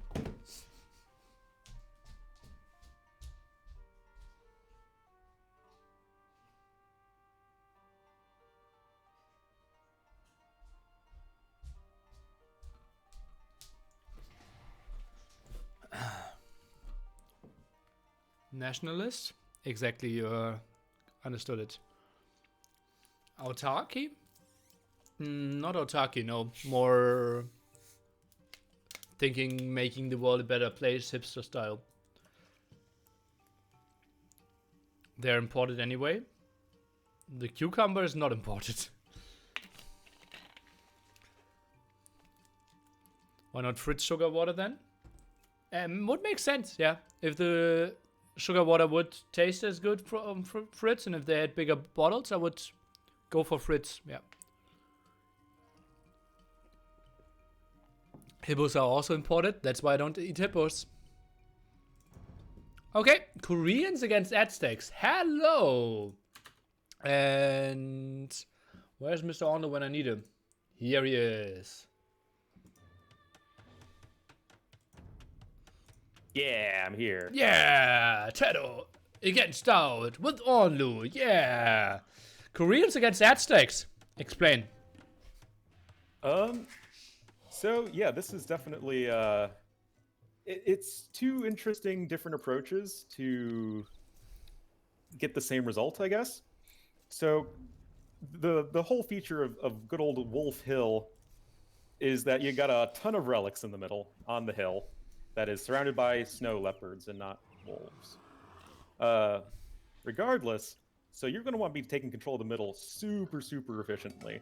Aztecs are going to have the very strong early game, and they have the added bonus for getting lots of relics with the extra relic generation, whereas Koreans, they have the good towers to help you solidify control of the map. And now, the very special Koreans, also with cheaper units when it comes to wood, except for siege units. So your skirms, archers, and pikemen would be cheaper, but for my taste, not cheap enough. Only 15% difference there. Yeah, I think I mentioned this before I started streaming in your chat, but I think it could be up to 25%. Yeah, I would love that. Maybe for ships it would make it sick? It would make it on par with, or actually make it a little bit better than the Viking bonus. Maybe do like 20%. But like even if it's at 20%, you're still having to pay full price for gold. And I think you can up the wood cost of war wagons and turtle ships individually to deal with that potential problem. Yeah. Just make it so that they cost 160, the turtle ships. And just so that they cost the same as they are at the moment. Yes, yeah. I agree. But I would rather those units be individually more expensive and Koreans able to have larger wood savings on their archers, skirms, and spearmen. Oh, trying to steal the boar here is Mr. TaToH, and he did indeed only hit once, and it was downhill, so he lost less HP. And laming is easier, as you said. Yeah. Also, there's some weird boar mechanics where, like, sometimes the boars just don't go back for a long time. Like, TOS and I literally just left the game running, and it was like around 6 in-game minutes before the boar walked back. Sick. Okay. So, yeah, there are some really weird boar mechanics that we, as the community, kind of need to figure out how to make work, but Laming's definitely a little bit different right now. Yeah.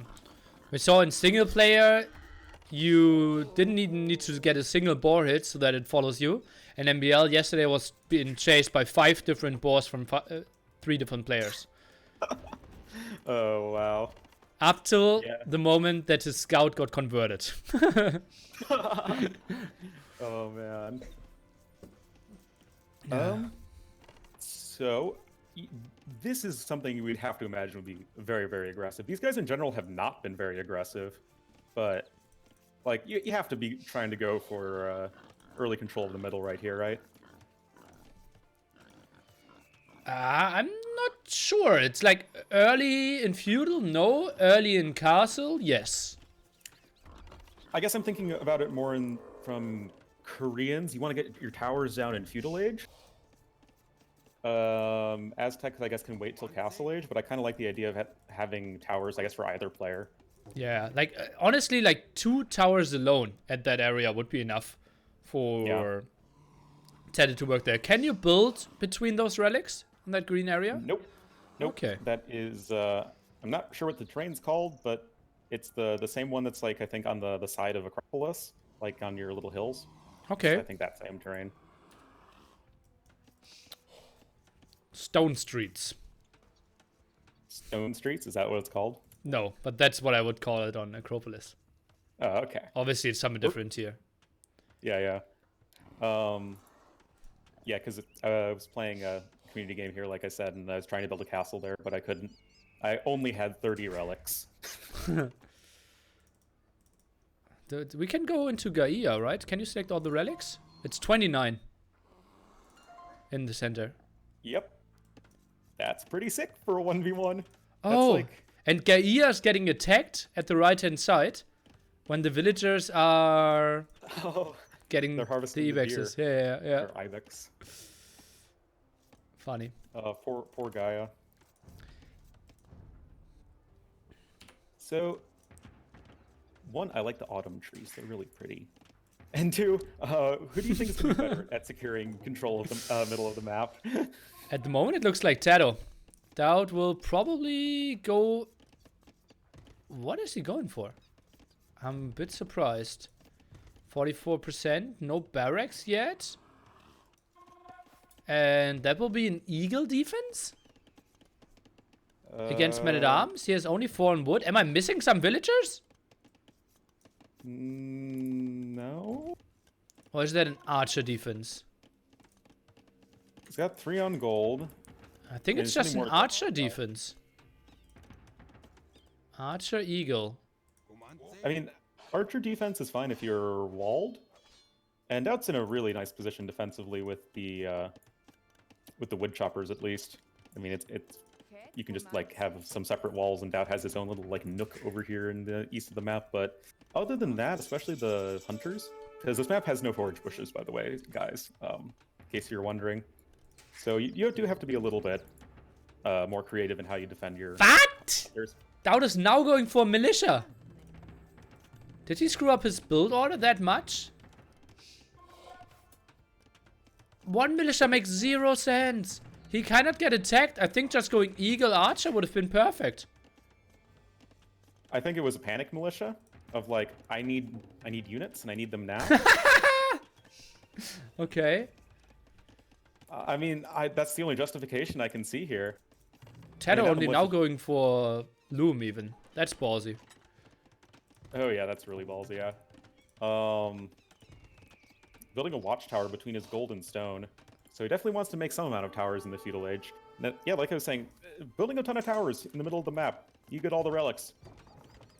GG easy. Well, is it really GG? We'll Well, see. there are extra gold spots on the map. This isn't like a, gold rush or something where there isn't any other gold other than the middle. Yeah. Okay, so DauT looks pretty fine, is going for an archer, and will easily defend that. So the militia, what did the militia do? Is sitting under the TC now. I think he should just send the militia in the center, and maybe scout a villager coming forward or something.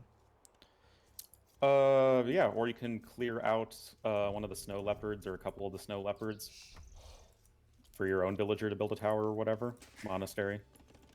So the fauna don't attack the villagers. Regardless, the men-at-arms from TaToH aren't really doing anything. Some nice quick walls from DauT.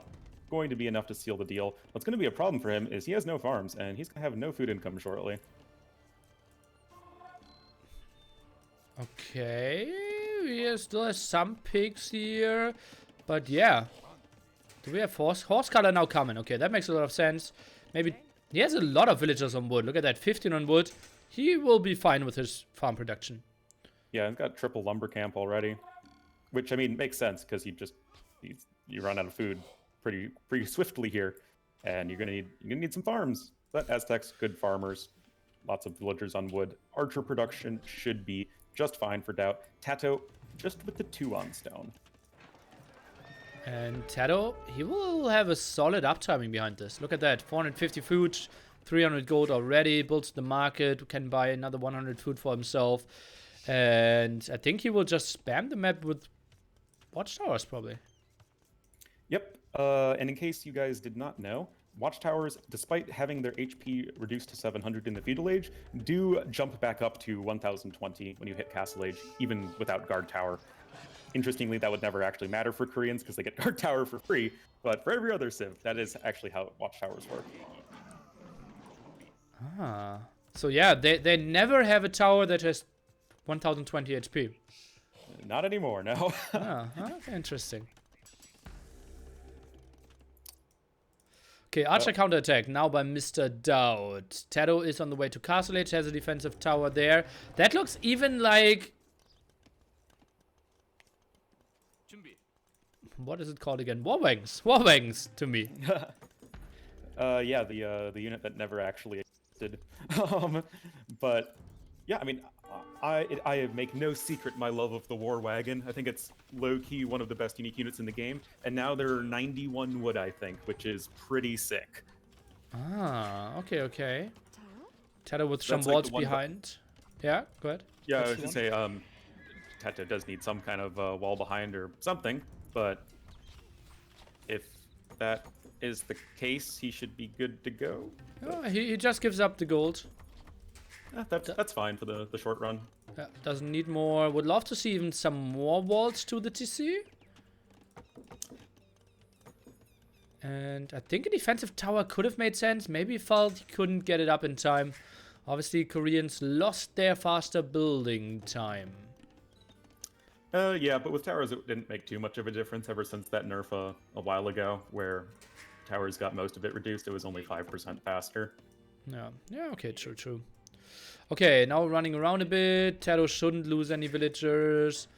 Where will he build his castle? He's even buying the stone, and yeah, just in front of his gold and stone there. Would even love to see him pull some more villagers. Yeah, I guess castles were definitely a big beneficiary of the Korean faster building fortification bonus. So now they just build at the same speed as always. But that's going to be okay. You get some 91 wood war wagons. And that should be nice. Still add extra TCs or farms or whatever. Oh, look at how greatly TaToH did that. He built the castle and shift-clicked on the stone so that he wouldn't lose the stone. And villagers instantly went back. So he is already adjusting pretty well to the shift-click mechanic of the game. Yeah, that's pretty sick. Shift-clicking is now so much better. That's pretty cool, actually. A knight also, interestingly. Not really sure the point of the knight. Maybe to gather some wolves and leopards? I suppose. Let's see. Wolf rush, but with only 3. So yeah, not the most important thing. The spearman would do the trick just as well, though. Yeah, true. Actually, No. I think the knight should be outstripping the wolves shortly. Well, they will never stand, right? I think they will always follow. Maybe. thought they followed to the edge of the map. So again, in TOS testing, wolves just won't follow scouts apparently now. Okay. Like you tried attacking a wolf with a scout, and like the wolf would just it would attack if the scout was standing still, but as soon as the scout moved one tile away, it would just lose its aggro. Interesting. Okay. War wings. Maya is beautifully designed here. Oh yeah, look really Like nice. those. Okay, 70% castle for DauT here. And he is going double barracks. And that's kind of it for now. Yeah. Again, I feel like DauT's approach is a little bit all over the place. Like he has some Eagle Warriors, he has some Archers, but he has a much slower castle age time, and he's completely given map control to his opponent. Still has enough gold in the back. Now goes for the counterattack at the left-hand side. Shouldn't really get too much done there, honestly. No. You can try and thread the needle from the left side of the mill all the way, but I mean, TaToH surely would be able to quick fall in time for that. Yeah, or like just press one tower up and then send like 3 war wagons. Yeah. It's kind of fine. Huh. Hear the sound of a monk being produced, and that is the case, as TaToH is just going to get right on that relic train, and you gotta make sure you research Fervor right away. Yeah, that's actually a pretty good upgrade, yeah. And now also you can shift click those monks and they can instantly go back, and that's what TaToH is doing. He's so good at adjusting to this game already, it's ridiculous. Oh man. And that's yeah, go ahead. So good. And that's like, what I said earlier. Like, people ask me, who do you think will be better with DE? And I said TaToH will be one of the guys who benefits the most from big changes, because he's a guy who adjusts so quickly. Yeah, I would have the exact same answer. And yeah, this is already pretty sick. I mean, we've just seen so many instances just in this show match of TaToH making really interesting use of new mechanics, changes to existing civs, the new civs as well. And yeah, going for the War Wagon play. And he's able to, maintain good production. And DauT's counterattack should not be doing a whole lot, especially with no Bodkin. Yeah, and look at the upgrades from TaToH. 2-2 on his War Wagons. Knight gets the kill against the Monk. And yeah, 1 conversion against the War Wagon. But yeah, now deleted by DauT. You saw that was the counter, or that was the converted unit. Yeah, TaToH just quite convincingly winning this one. Yeah, I mean, War Wagons are so freaking strong, man. Like, monks are somewhat good against them because they're not super fast and monks have the range on them, and War Wagons are a big, beefy, expensive unit, but they still do have good range, and 9 base attack in Castle Age? Yeah. Yeah, it is pretty sick.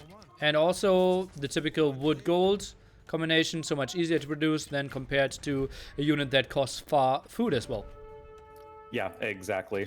One of the many reasons that War Wagons are better than Ballista Elephants and Elephant Archers, because cost wood and gold instead of food and gold. And now even only 91 wood, so even better in that way as well. Yeah, I think Koreans now, honestly, a reasonable civilization.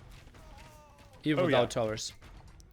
Yeah, in my 1v1 Arabia tier list, I just put them in C tier, I think. So, like, at least like an okay-ish civilization that you don't feel horrible about rolling. Yeah. Which is a big step up from them. Yeah, agreed. And TaToH out microing here. Honestly, DauT being one of the best players in the world, and TaToH makes him look so foolish in this game. Yeah. It's not even fun. It's really incredible. You can just put TaToH on all of these really, really weird freaking settings, or like these big new changes that no one is used to, and it'll look like he's been practicing them for months. and that's just so insane to me. The unbodkin crossbowmen only dealing 1 damage to the War Wagons on the left all got mopped up by TaToH. Yeah, quite an easy kill. TaToH didn't need to send a lot there, but what he is sending is handful of villagers and building the castle there, securing every single relic for himself. Yeah, he already has soon to be 7, by the way. Yeah, and he wants to go for the other 22 as well. Needs to add 2 more monasteries though, because the monastery, as we all know, can only fit to 10 relics. Yeah, in the game I played on this map, I ran into that problem where I'm like trying to put relics into a monastery that just couldn't hold any more relics. Oh, feels Filled on to the low, brim man. with relics. Oh man, that's like the one of the best problems to have. And ooh, I love this castle positioning. Not only does it secure control of the relics, but it also does a good job of starting to pressure DauT and just, 100% locks away the option for DauT to win this game. Yeah. All the relics, that's just so sick. And DauT picked Aztecs on this map because he felt, oh god, if I get the relic control, it looks pretty for me. But he probably won't even get a single relic gold all game long. I think we aren't far away from the GG, honestly. Yeah, no, like that's what I was saying in the beginning. I think Koreans will be able to actually take control of the middle with buildings, but it turns out TaToH didn't even need buildings. He just needed the moving watchtower that is the war wagon. Okay, 15 is his number now, and yeah, second monastery has to be around now. TaToH is playing with 1 TC, but that's all he needs. Now goes for the second monastery close to his castle. Wants to have it protected and doesn't want to take any risks. Villager amount, quite surprisingly close together, although TaToH is playing 1 TC against 2 of DauT. Yeah, that's a little bit strange. I mean, DauT's lost a few villagers in there, but you'd think he'd be a little bit further ahead. And I mean, I think the KD, this kind of speaks for itself. 49 kills to 17 deaths, 8 kills to 52 deaths, so most of those are conversions. Oh god, that's just sick. Yeah, the KD. DauT didn't get a lot of stuff rolling for himself this game. Unlike the war wagon wheels, we've got TaToH rolling. Oh boy. There you go. Yeah, this is 100% over.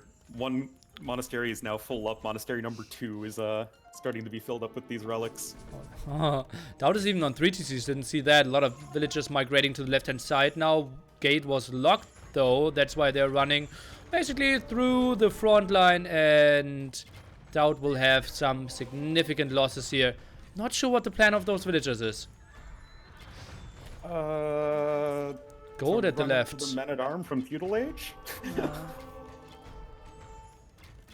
More war wagons. It's not looking pretty here. Yeah, some more conversions, and DauT got to a respectable number of 5, 6 now war wagons for himself, but he's still fighting against 18. Yeah, that's pretty rough. And the game is over, is what the game tells me. Makes it there is no doubt at all that this game is over. Oh man, TaToH, what a performance by him. This is like man-at-arm opening, DauT, yeah, with a weird start, honestly. But TaToH, just a smooth game after that. Yeah, and like I was saying earlier, it looks like TaToH's been playing DE constantly for months. Just like with all of the strategies and like adaptations to existing civs or existing builds, it just looks so clean. And it's not even like, it's definitely not even optimized yet, but it's like TaToH just like skipped several steps towards optimizing new strategies. Yeah, that's probably it. Yeah. He honestly plays like as if we were like 2 or 3 weeks in. Yeah. Oh man, sick stuff. And it's not like DauT played horribly. Like DauT played, I think lacking a little bit of direction, but it's not like, he was completely playing terribly. It was just TaToH was like completely one step ahead. Felt like it. Oh god, the KD is so brutal. Yeah. Conversion's the only thing that really was at least somewhat helping. Yeah. I think my best KD I've ever gotten with was with Koreans versus Malay, and I was just SOs versus Karambits. I think I had like 1,200. I had like 1,200 kills to 200 deaths. Okay, sick. Yeah. Koreans can get that. Oh god. Well, TaToH, congratulations, $100 in his pocket, $50 into the pocket of DauT. just for being around.